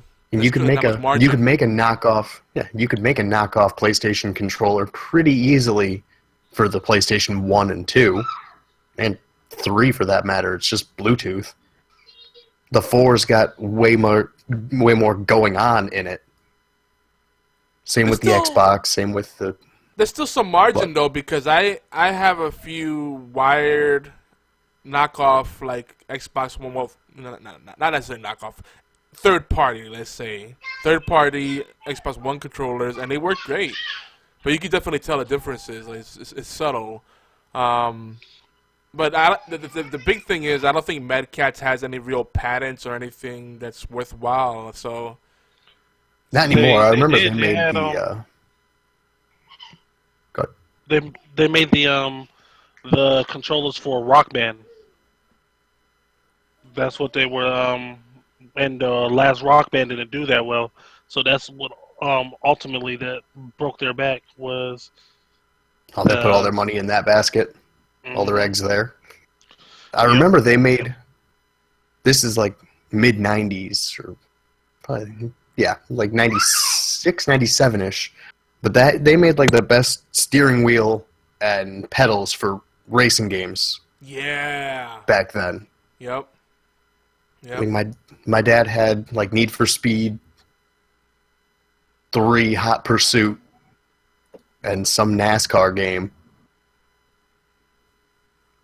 And the Mad Catz set up, and that thing was ace. But the Mad Catz controllers, those go to the younger siblings, and are usually unplugged. I had a badass Mad Catz controller that it was called the Shark Skin controller. I think it was for the PS2. I love that thing. I had one of those for the GameCube. One of the most comfortable controllers I've ever owned. It had like the plastic ridges on the side, and it was made of like a different plastic, like a softer plastic than the internal of the controller, so it was a different grip style. Yeah, basically, it was like a softer. It was kind of like the whole controller was dipped in a soft latex. Oh, I like that. Yes. And it was just super comfy controller. I loved it. And to be fair, like if you look at the high end stuff, like say Razer, I love Razer. Like as far as like the aesthetics and the features, they're great. Durability, build quality, they're great as well.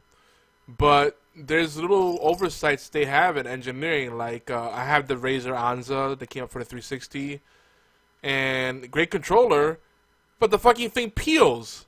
It fucking peels. Like, you really didn't have the foresight to think that sweaty palms might start causing the freaking rubber layer you put on there to start peeling? Come on now. Where's your QA people? Well, they cut corners. They cut corners to make more money off of it. Yeah. It's true.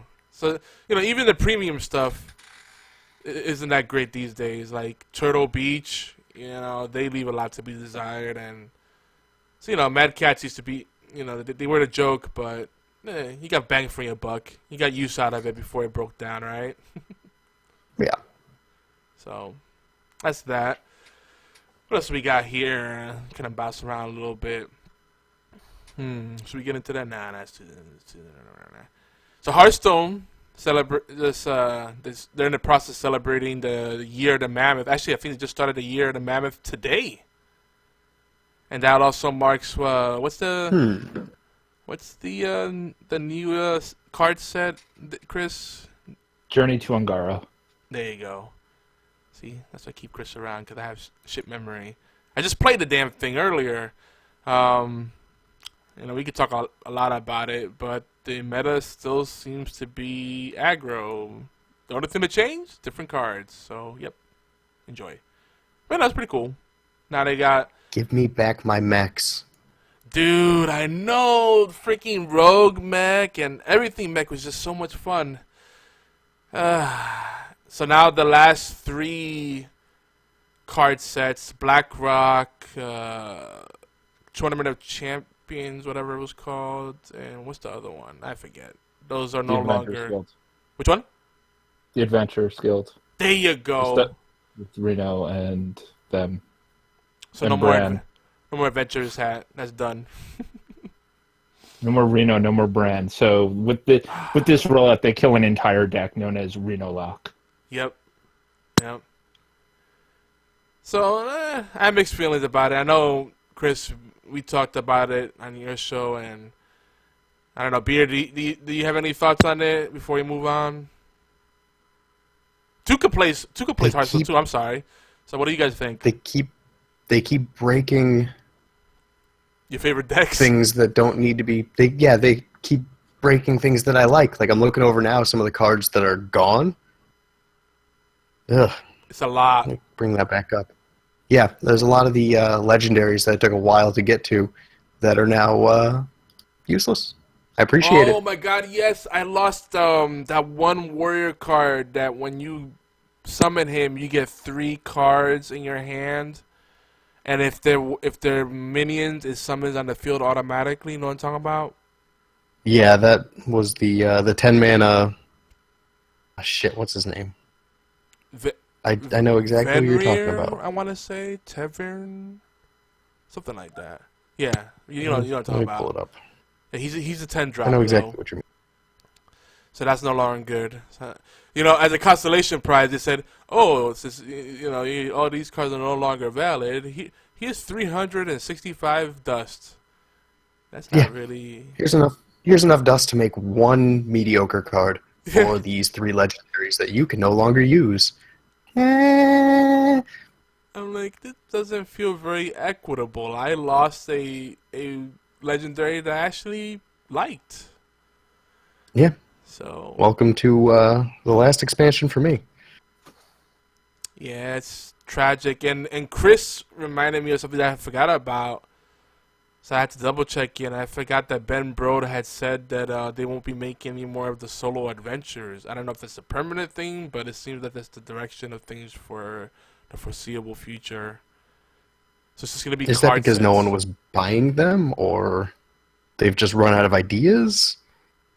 It's because they make more money selling packs. I would assume they would, because the packs are... It's just easy here. Let me roll the dice and hope I get something good, as opposed to grinding out and getting some cards that are all right. Oh no, Barnes is pretty good. Damn, now I want to play Hearthstone, even though... God, Hearthstone is like a freaking bad marriage. It's like, it's abusive, but you can't leave it. I'll play Hearthstone with you, Yogi. I just won't play ladder anymore. Or Arena, fuck that. I like Arena still. I like Arena. I like the Tavern Brawls, and that's about it. Yeah, Tavern Brawls good too. Yeah, Tavern Brawls are fun.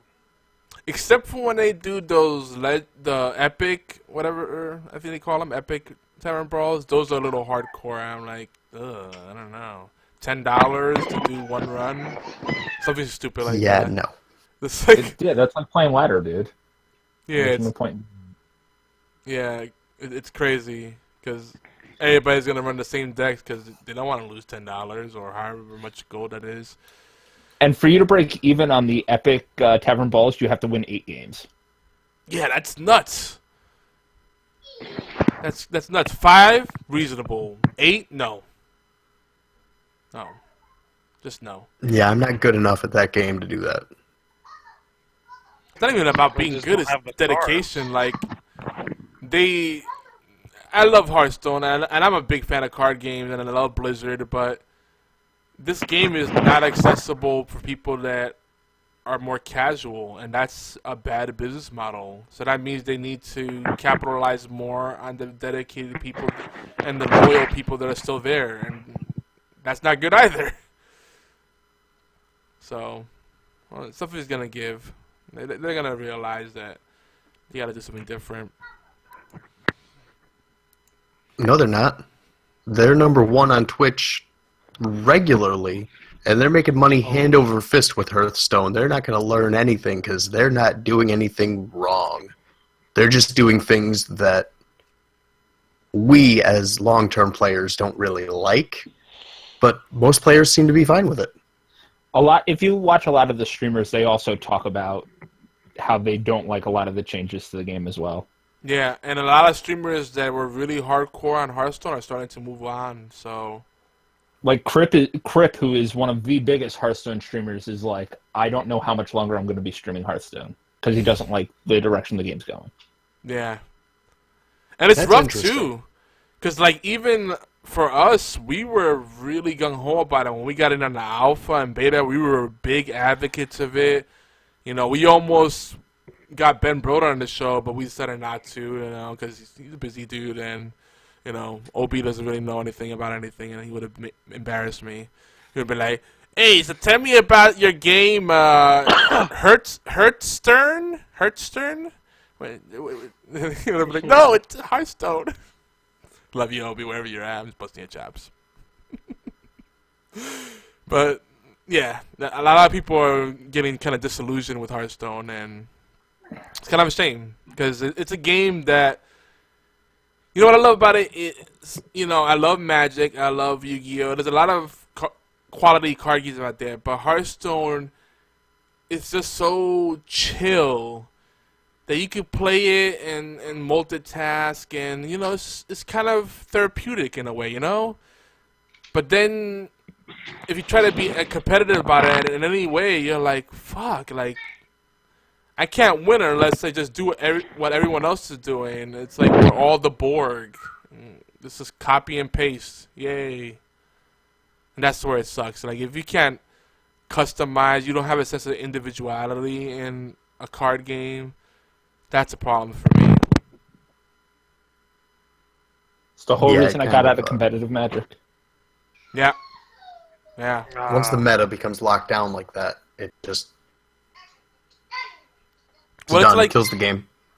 It's like an MMO. Like, if you play an MMO and you realize that for the class you're playing, there's only 1 or 2 builds that are viable, doesn't that kind of dishearten you a bit? Totally. Oh, yeah. Yeah, of course. What do you think, Beard? It depends on the game. Well, you know, like if there's only 5 different choices and all of them have 3 choices at the end. Like, look at Destiny, for example. When that first rolled out, the final builds were pretty much set for every character. Mm-hmm. And not much variance to it, but the game was still good enough. But then you look at Hearthstone, and there's like 5 viable options at the top, right? 3. There's 3 viable options at the top currently. Or there were up until yesterday. Of 9 playable characters and hundreds of cards. That's just boring at that point. It's like, well, let's see how far this will take me, because it's not going to bring me to the top. I will say, like, how I'll part way agree with Beard. It depends on if you like that. Bless you. It depends on if you like, for instance, like if you like that build, if that build takes you all the way to the top, and you like that build to begin with, like that was something that was viable to your playstyle, then you might more so consider sticking with the game. Versus if, okay, this is not something I really want to do. Like, I really don't want to be a rogue in order to be good. Thank you, DJ. Hi, DJ. He agrees. Unless like if you don't want to be a rogue on World of Warcraft, but the rogue is the only thing that's good, one of the only top 3 things that are good in the game, then you're not gonna more so stick with it. Period. That's just how it works. But if it's something that you do find valuable, you're more so likely to stick with that game. That's how I feel. It all depends on the build and what the build is and what your playstyle is. My thing is, I've never felt, except playing World of Warcraft, that I had to be the best of the best of the best. So, like, even playing Diablo 3, it's like, oh, well, this is the best, fastest way to play a monk. And I'm like, that's cool. I'm having fun playing it this way. Well, are you doing PvE or PvP? Because that changes everything. Well, there's no PvP in Diablo 3, so. No. That's true. Old Diablo, remember dueling people, and then you're like, yay, I'm going to win. And then, like, no, they got that whale armor. Oh, I'm done. GG. Yeah, of course. I remember the whale armor. It's the damn whale armor. Oh, man. Good times. All right, what else we got? Let's talk about Hearthstone. You guys want to talk a little bit about the Scorpio? Yeah, let's take a look at that. So, last week, we actually forgot to report this, but there were some questionable sources reporting that Microsoft was going to make a pre-E3 announcement, some big reveals about the Project Scorpio and what the next Xbox is going to look like. Most people just kind of dismissed it as an April Fool's joke.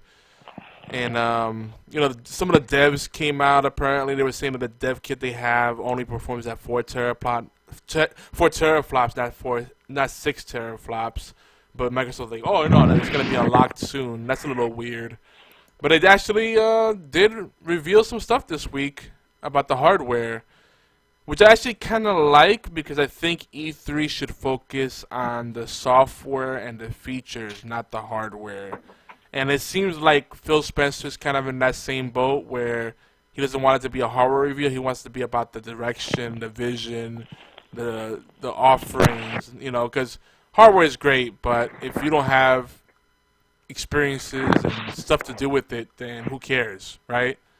What do you guys think about it? Anything that stands out from the stuff that's been revealed so far?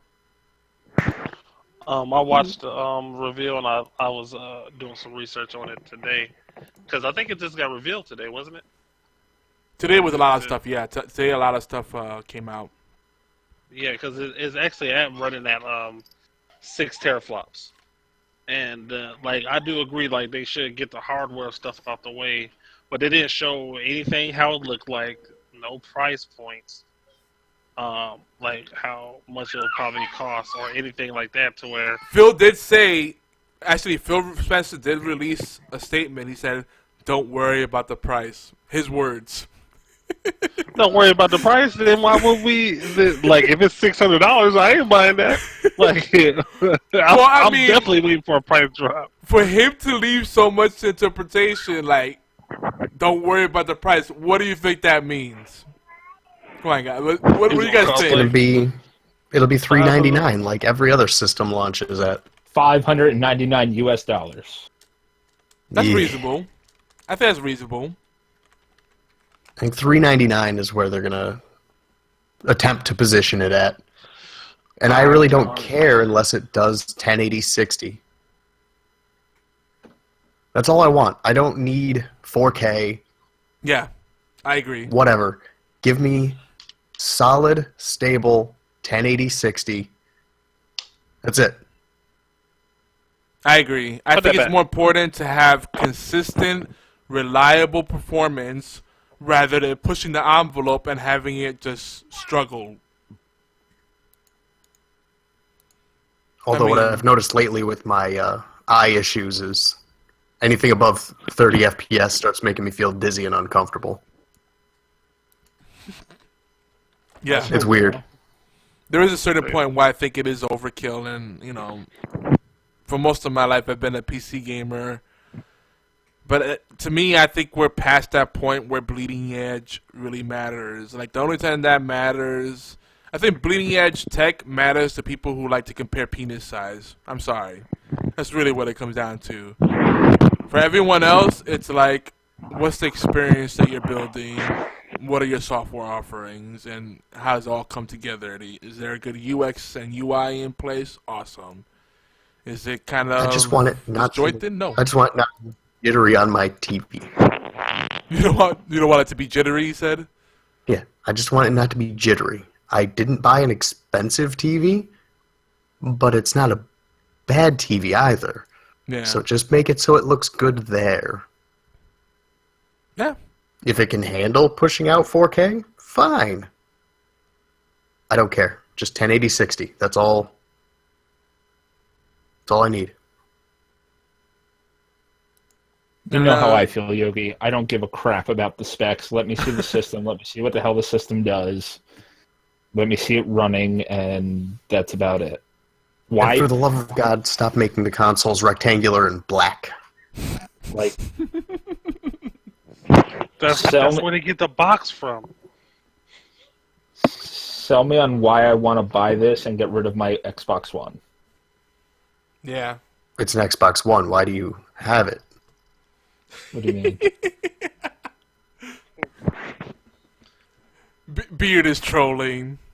Oh, is he trolling? It's an Xbox One. That's reason alone to get rid of it. Because I don't think any one console is better than any other console. Oh, Beard. One day, I'm just gonna get a fat sack of money. I'm gonna mail you an Xbox One just 'cause I can. I need something to watch Netflix on. Thank you. Fucking ass. Dang. Listen, if I buy you an Xbox One, you're playing games with me. God damn it. If you buy me an Xbox One, I will get Borderlands for it, and we will play. Okay, that's fair.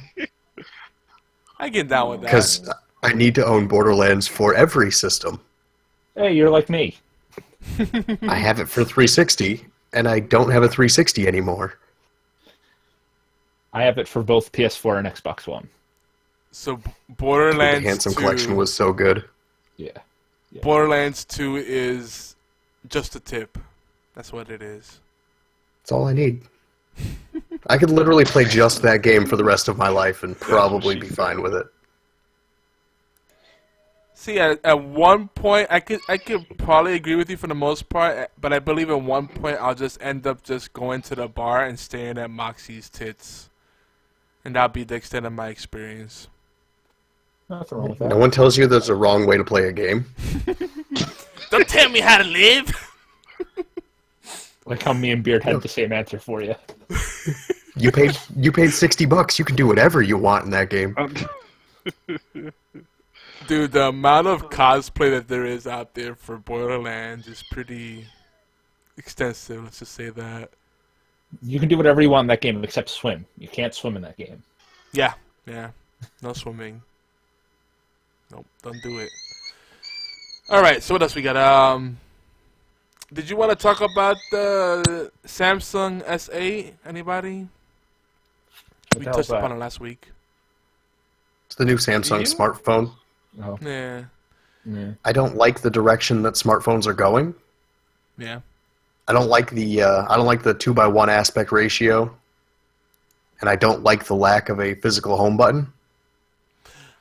And I don't like the fingerprint reader on the back. Yes. Those things. Yes. Those things all annoy me because with the 2:1 aspect ratio, the ultra wide rather. Yep.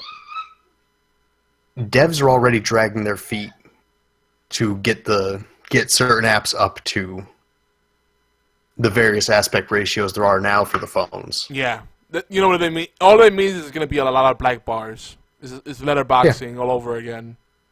Which the whole point of these phones and the display at that size is to get rid of the bezels. And then you're just adding the bezels back in there digitally instead of them physically being there. And then the lack of a physical home button. What happens if the software shits out? On my 6S, I can replace this button pretty easily. Exactly. Dude, I said the same thing last week, and I agree. Like, 100% software. It's the same reason that I'd be pretty excited if someone made a touchscreen phone that had, like, a slide-out keyboard. Because I still like the QWERTY. I don't want to rely 100% on the hardware. I want a backup, so if the touchscreen starts fucking up, I got something else that I can still use my phone with. And how many irresponsible people are walking around with broken screens right now on their phones? Oh, yeah. What happens then? Yep. Yeah, they can't use their home button, your back button, or nothing like that. Like, that's that's my biggest thing. Like, without a physical home button, then you run the risk of, if you crack your screen or anything like that in that area, that's it. You're going to have to get another phone. Like, pay a $175 deductible if you have insurance. That's a big if. It's like they keep making the phones thinner, too. It's like, nobody wants that. Yeah. You're aware people want better battery life. Yep. Better cameras on their phone. That's all people really want. Give me a solid battery and a above average cell phone camera. I'm happy. How about good call quality? Like, that's kind of a thing, isn't it? That varies by network, though. Not even phone to phone. And Yogi, how often have you I know. actually spoken on the phone? I know. He called me the other day. I did. I talked to him last week. Hey, look at that. 2 people I have 400 minutes on my cell phone plan. Look. I don't use any. Beard. You need to be part of our inner circle. We need to talk on the phone. Yeah, we'll burn through that 400 minutes in like. We definitely have Discord. It ain't the same. Technology has made phones fairly irrelevant. I like FaceTime and it's scary too, because I'm an IT guy like you, and it's great, right? But think about it. If you lose internet, how much of the shit you do suddenly disappears? Right? 7/8 of my job. Yeah. Gone. And you can't. Do you have a landline at home? No one has that anymore. Yes. You do? I have a landline. I do. Yeah. Oh shit. Okay. I have a landline as well. It's tied to my security system. I need it. Okay, so good job on that. But a lot of people just have VoIP, They have like a Vonage thing or something through their ISP. I know that if the internet goes out, you still need a phone. Yep. Yeah. A lot of people don't have landline. Like, this is actually a rare thing. We would go against the statistics, because 3 and 4 not typical. It's more like 1 in 10 have a landline these days, unless you're an old fart. Old people keep their phones, and the baby boomers. Well, we have a phone because of my father-in-law, who's 72. Okay, there you go. I have a landline that's backed up. Well, we take a lot for granted, man. Out. Yeah, if the power goes out, or in your cell phone, and you can't charge your cell phone, at least you have the landline. Yep. My power never goes out. Here's another one. How many telephones, do you think you have memorized? Beard. Say about 16 off the top of my head. Damn, you're good. Okay. All right. Chris? Like my old phone numbers or phone numbers that I just have memorized? Chris, just like phone numbers you have memorized now. Probably about 30 or 40. Damn. Like that are active right now? Yeah. I work in an insurance office. Okay, Tuca. I'll say maybe around 15 to 20, maybe. Wow. Man, we do not match the common people at all. Cause we're smart. That's great. Because like most people I talk to, they'll say something like, I don't know, about 5. I have about 5 phone numbers memorized. Like if they lose their phone, they forgot everything. They lost everything. Numbers that actually matter, I'd have like maybe 12 memorized. Okay. By the way. Okay. Like, I don't know my mom's number off the top of my head. But I can tell you the name to 3 underwriters. So, more like in an emergency scenario, do you have phone numbers memorized, Like if a meteor destroys your home and everything in it, who do you call? Oh, I don't have my phone. My phone was in the house. Damn it. I'll just walk to my parents' house. Oh no! If that happens, that's convenient. I have a backup, and I'll have to not have, or anybody have any access to any internet, because now like you can save all your numbers on Google, so I have to have no access to Google to be completely screwed like that, true. and I have to have a memory loss. By the way, folks, make sure that your syncs actually work. Because I can't tell how many people were they thought their phones were actually synchronizing. Then they get a new phone. They're like, oh, I lost all my shit. It's like, see. You want to hear something real funny? What's that? When my wife got her iPhone, she plugged it into my computer, wasn't paying attention, and turned her phone into my phone. Oh, lovely. Tragic. Honey, she had. Who's this Jessica Rabbit guy in my address? But that's a weird name for a person. Well, she has about, I think, 1,500 people in her address book, if not more. Damn. And she went to look through, and I only have probably about 25 in mine. She's like, "Oh God, where'd all my contacts go? Oh no, why is my background changed? Why is this not my phone?" The beard virus just assimilates everything. Everyone has the same 30 contacts now. Blowing up. And half of them are just pizza delivery guys. I don't know why, but that's what it is. I order pizza through Grubhub. Aww. Don't ruin my joke, damn it. I will ruin your joke. That is what I'm here for. I'm the new Obi. Boo. All right, do a little girl voice. You gotta go, Chris? Come on. Dance, monkey, dance. You said you're the new Obi. Oh, yeah. Yeah, do it. Do your thing. I'm a little tipsy, by the way, guys, so... not too swift. That was Obi's shtick. The only thing I kept from him is the, You're just full of salt? Yes. Oh, okay. And the busting of chops. Oh, okay. All right. So another thing. So you guys know last season, Twitter was playing Thursday night, football games, which is really weird. It's like, why is there video on my thing? But this year, Yahoo was doing it the year before. Yeah, it's true. It's been going around.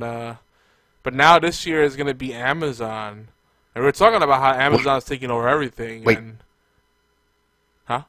So Amazon I didn't know this. Yeah, Amazon will be. Does that mean the streaming. Thursday night games are going to be on? Are they going to be on Twitch? Well, that's a good question. I know it's going to be on their Amazon Prime thing, on their video platform. I don't see why they wouldn't do it on Twitch. DJ. I will sub to an NFL channel like that for the 32-team emotes and various other sports-related things. Yeah. We're gonna have to look into that deeper, but yeah. But that's... Huh. Because there's a pretty big Madden following on here, isn't there? I mean, I know that's a fairly large game every year. Yeah. It's still a big thing. Somehow. So yeah. Yeah, 2K games. that And could be it's off-seasons. a pretty good 1-2 punch because people will watch the Thursday night football game and then want to watch people playing football, and yeah, it could work. So we'll see what they do with that. Another thing, I mean, that was football one of the related. things. What's that? Yeah. I mean, that was one of the things that got Justin TV in trouble was not having the license, and people were just streaming out various live sports. Oh God, yeah. So now if they come back now with the license because they have Amazon backing, imagine being able to, on your channel, host and or rebroadcast the game that's live on the NFL channel, but you're doing your own commentary for it. There's a lot of opportunity, yeah. Yeah. Or like something I'm wondering if it's gonna grow further or if it's pretty much at its peak is group viewing sessions. You know, you get a small group of people and you kind of do your own mystery science theater type of thing while you watch a movie. So or like TV show. like Rabbit. Yeah. Cause we saw Netflix doing it last gen on the consoles, and other platforms have been doing it, but it's still kind of a little underground, you know? But I feel like there's something there. Social eating is a thing. Why not social viewing? So I don't know, that idea more depresses me than anything else. because you want people to come to your home and actually do couch co-op and Yeah, shit. it's like just go interact with people, you fucking cave dwellers. Get out of your house. But people are scary. No one wants to put in the extra effort anymore. We're a bunch of entitled, lazy bitches. Yes, you are. It's like, bring it to me. I mean, you got Fresh Direct and Blue Apron. They not only send you fresh ingredients, and they're not a sponsor of ours. It's not a segue, I swear. It's not an ad, but, you know, they bring Let you... me get them as a sponsor. I know we should, right? You know, I will they bring plug you the fuck out of them. pre-made meals that all you gotta do is just throw it in a pan or a microwave, done. You know, like that's how lazy we've become. You know, groceries sent straight to you. Not even groceries, just meals ready to eat. And they don't come in a little freaking envelope type of thing. That scares me.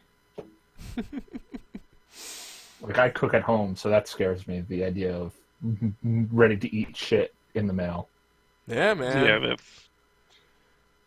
I've encountered so many people that can't even make rice because that's the world we live in now. Like, they consider cooking throwing an egg in a pan, and that's like the extent of their cooking skills. That's upsetting. Yeah. That's tragic. It's only gonna get worse. How much dumber can people get? I mean, I don't want to know that answer, but we're gonna find out. You ever see Idiocracy? Oh my god! Yeah, Yes. There you I go. don't think that's the bottom though. I don't think it think can that's the get bottom worse. But we're almost there. Electrolytes. It's what plants crave. Sorry. I always confused that movie with another movie. Is that the one with Pauly Shore or David Duchovny? Neither. Neither. Terry Crews. What am I thinking of then? I'm thinking about Terry Crews and Luke Evolution. Wilson. And Maya Rudolph. Okay, I know what you're talking about. Yeah. Dak Shepard. That movie. Yes. I'm bad remembering things. All right, what else we got? Ooh. Marshawn Lynch. I joked about this. I said he was going to come back. He was going to unretire, put on Michael Jordan, and he is. Because he wanted out of his deal with Seattle because they threw the ball on 3rd and goal instead of going for it with him. Yep. I don't He'll be blame mad him. about that forever. And don't, if he goes to Oakland, dude, they will get that Super Bowl. Oh Yes. yeah, As I they're want them. leaving That's my team. I want him to go to Oakland. he's looking at the Raiders. They already He said lives it. in Oakland. Yeah, He's looking at the Raiders. I wanted him because he was a beast of a running back. I'm still not. They were so stupid. Why throw it? I'll never. I can get into a large debate about that. It still freaking makes my brain just smoke. Like, I don't get it. Like, the freaking coaching staff said, "Oh, we were just following the playbook." I don't care what your playbook said. If your playbook said freaking eat a piece of shit and then fart, like, is that what you're gonna do? Man, that's exactly what they did. You can trip into the end zone. Like, oh my god! Why would you pass it? That rookie corner jumps the route. The worst decision in football history. Period. You have the #1 running back in the nation. And then you just you basically erase all efforts of that great pass that got you down there.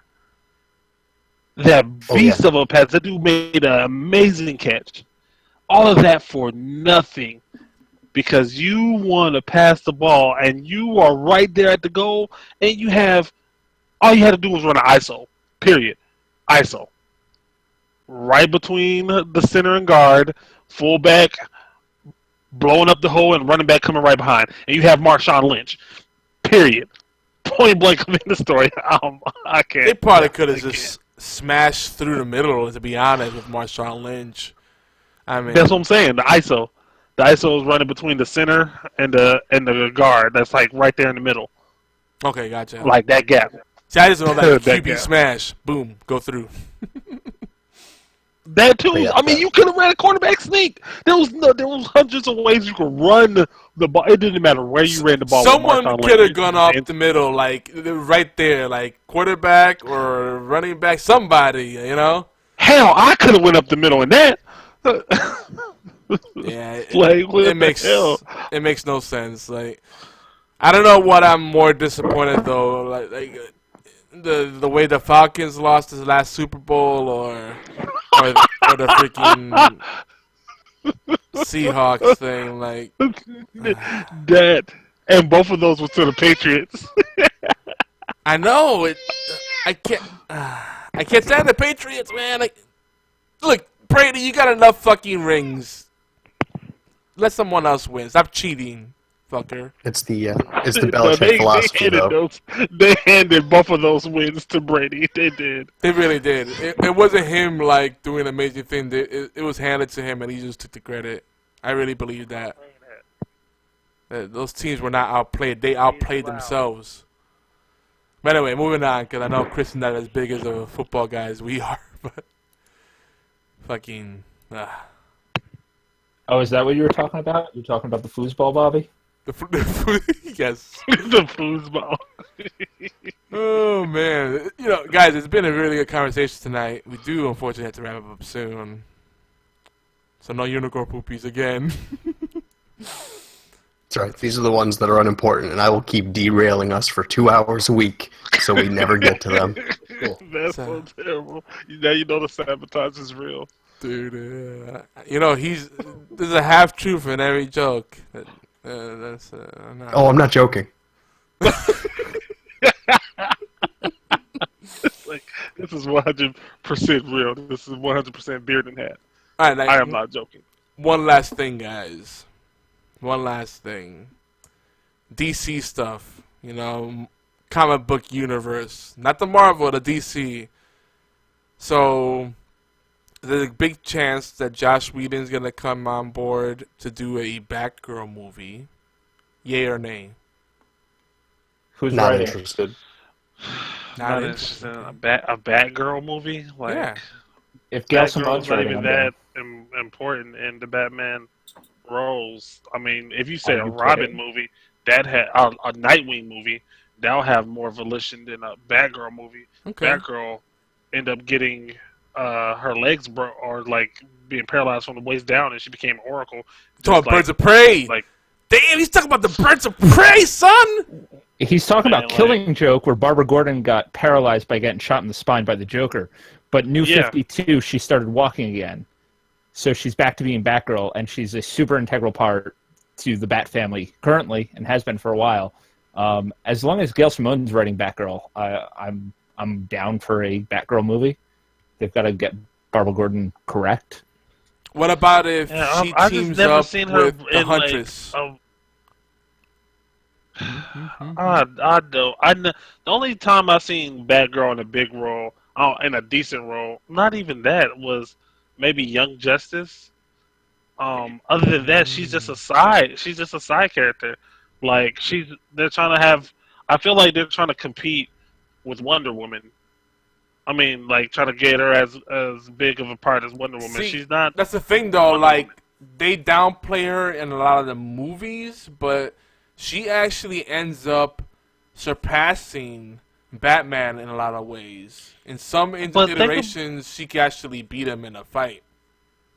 But look at I'm not saying I agree with it, but that's the case. But look at Justice League. She's no intricate part of the Justice League at all. I mean, she's true and true a Batman sidekick.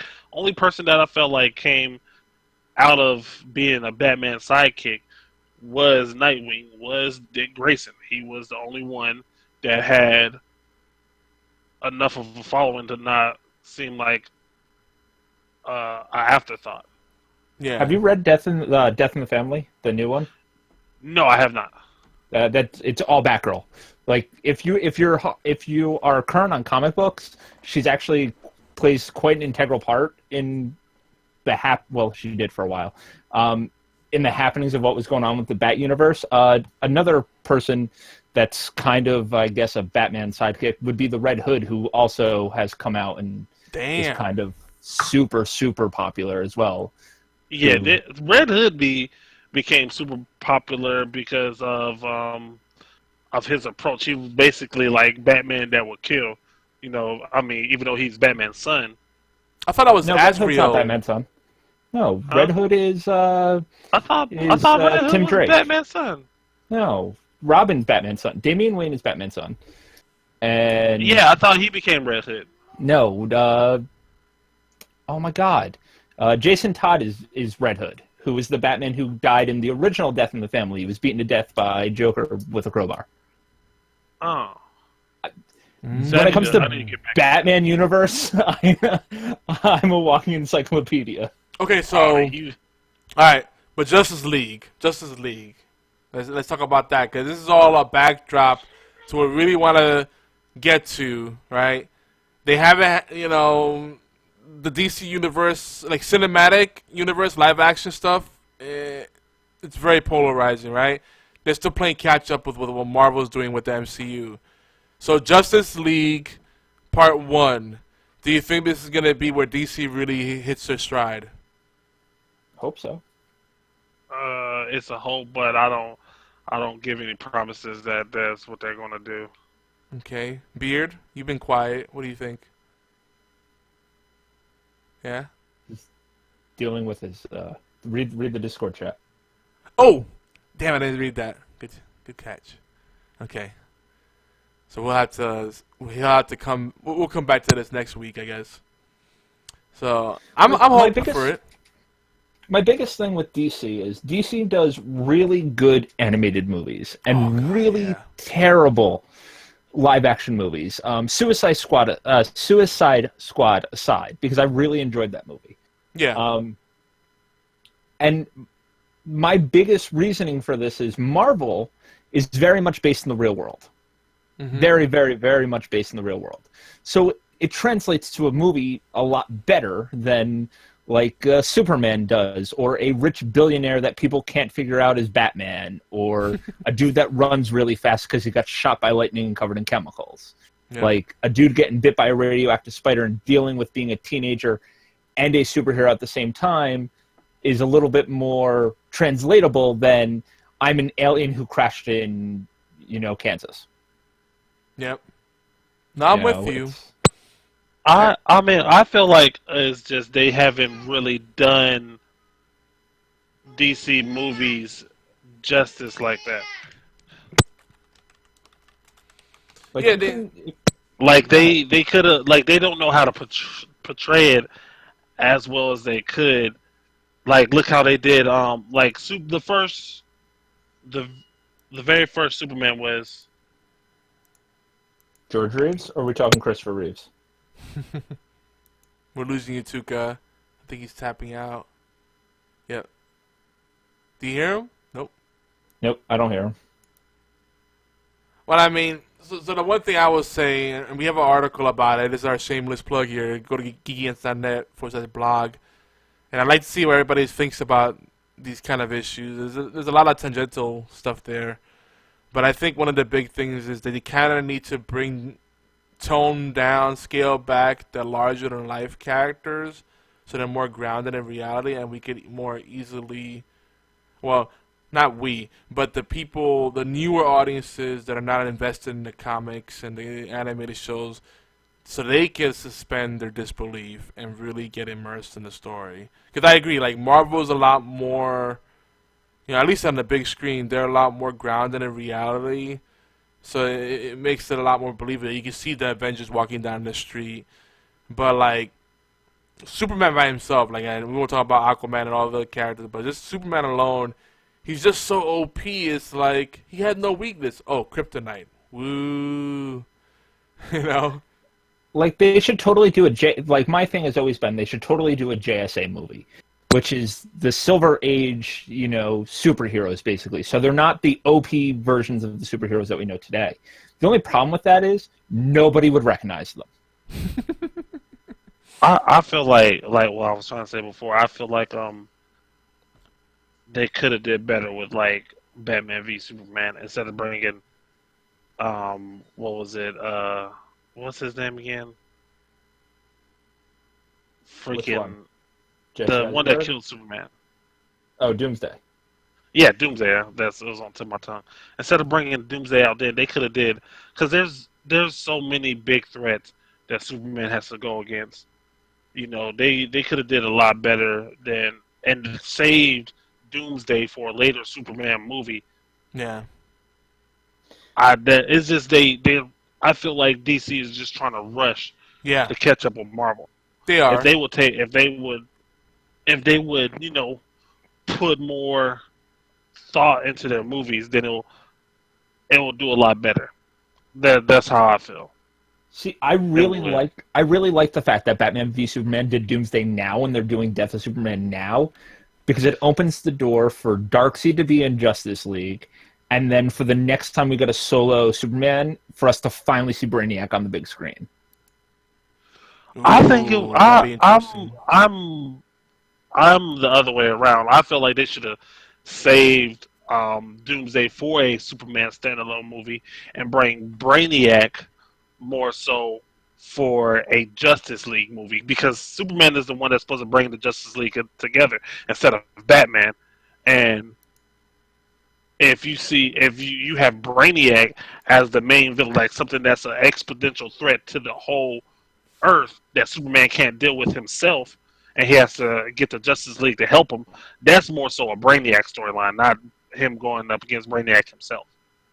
You know, But Brainiac has always been usually a solo Superman villain. He's not normally a Justice League villain. I know, but I feel like he'll be a better Justice League villain, just like how Darkseid was a Superman villain first. Right, and he totally has become more of a Justice League villain, though, over time. He's become a big baddie. Yeah. Yeah, like, because even in the because Thanos is because, you know, how Thanos was made after Darkseid, but now Darkseid is kind of following Thanos as far as a more so an exponential step to the whole DC universe, like how Thanos has always been a villain to the whole Marvel universe. That's how I look at that.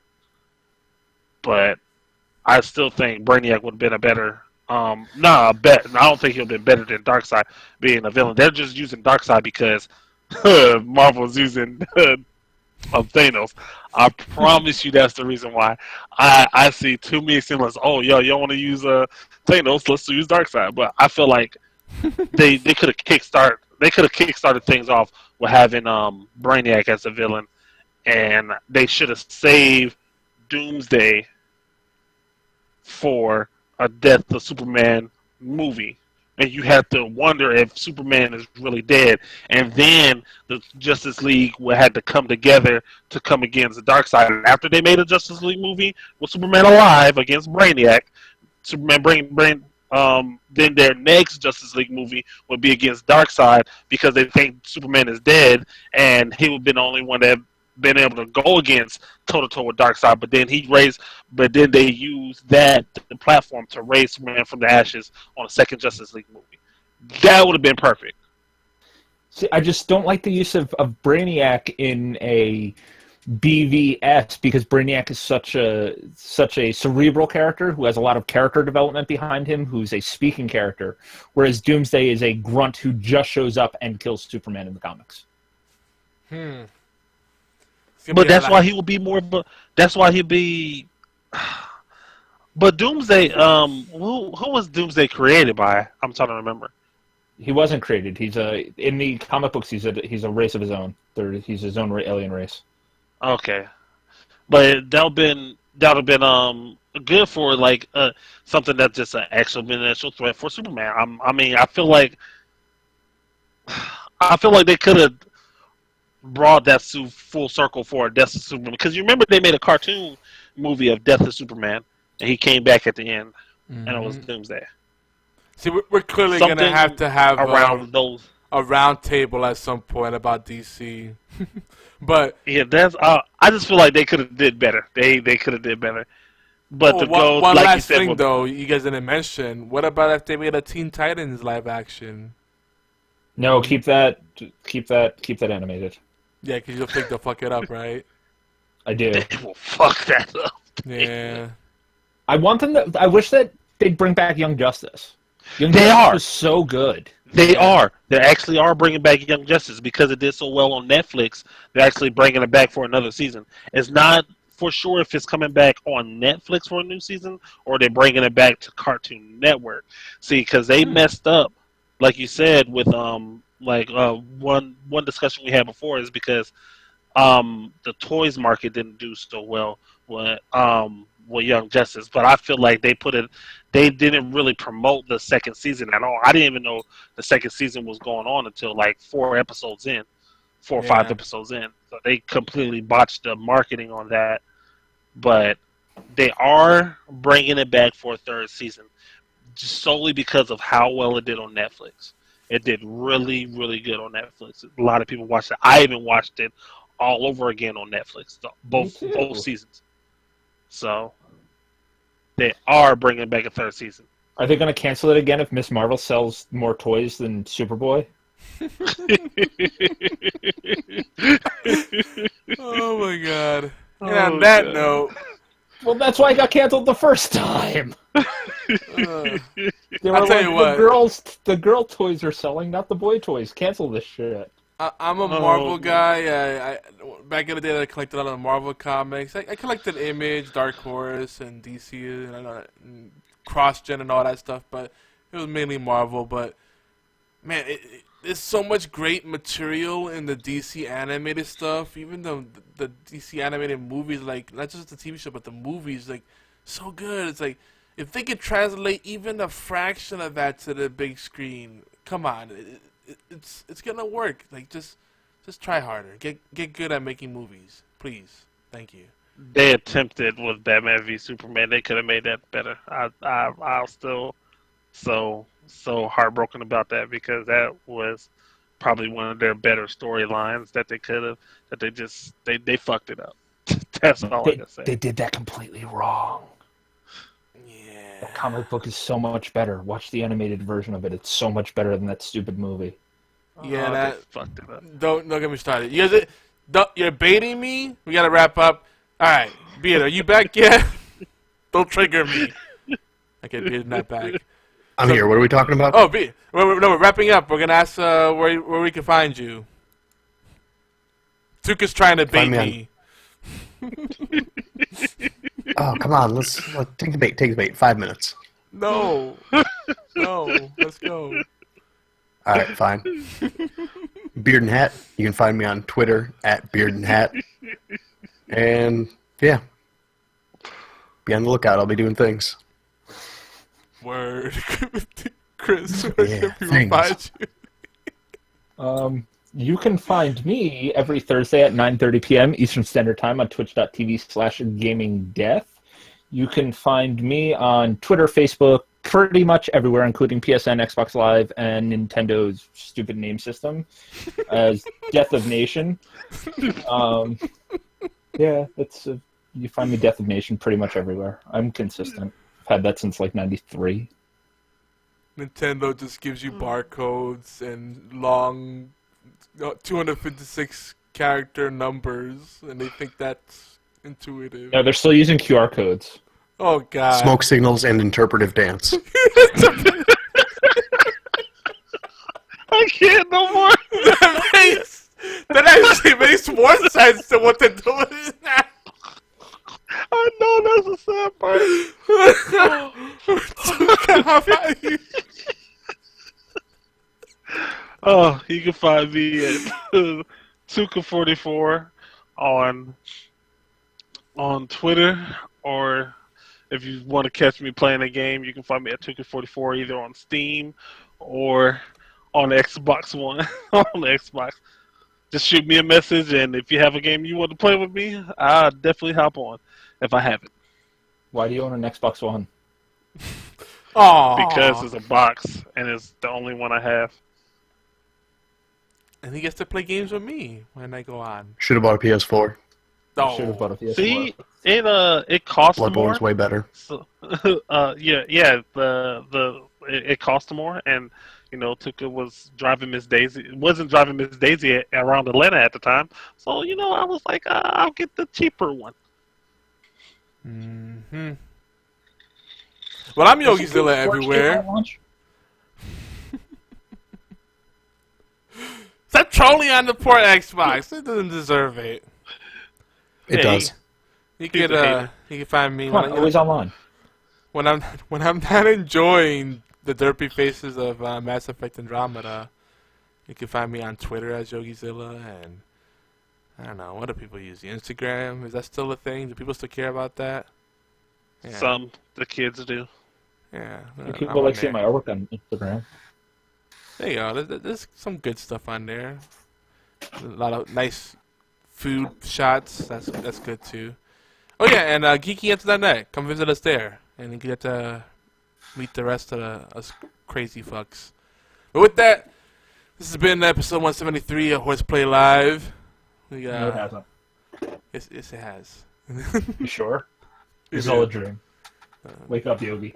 Unless we're going to talk about Batman. Oh, you want to talk about Batman? We can talk about Batman. No, don't do it! Julie Newmar is the best Catwoman ever. The Batman, clearly. Yes. Get out of here. You just want to talk more DC, go to geekyantix.net, go to the blog, and leave some comments on there, damn it. Because clearly there's a lot of DC love here, so get it out of your system there, damn it. It's a good article over there. Who wrote that article? I wrote that article, actually, so shameless plug. Yeah, is there a link in the show notes? There will be. Okay, there we go. If not, just remember geekyantix.net and click on the blog thing, so, there you go. Too many steps. Will not do. That's true, I know, the friction is like... 3 out of 10, too many clicks. Too much water, damn it. Too much water. Alright, here comes the music. See you guys next week. Peace. Bye. I'm spent.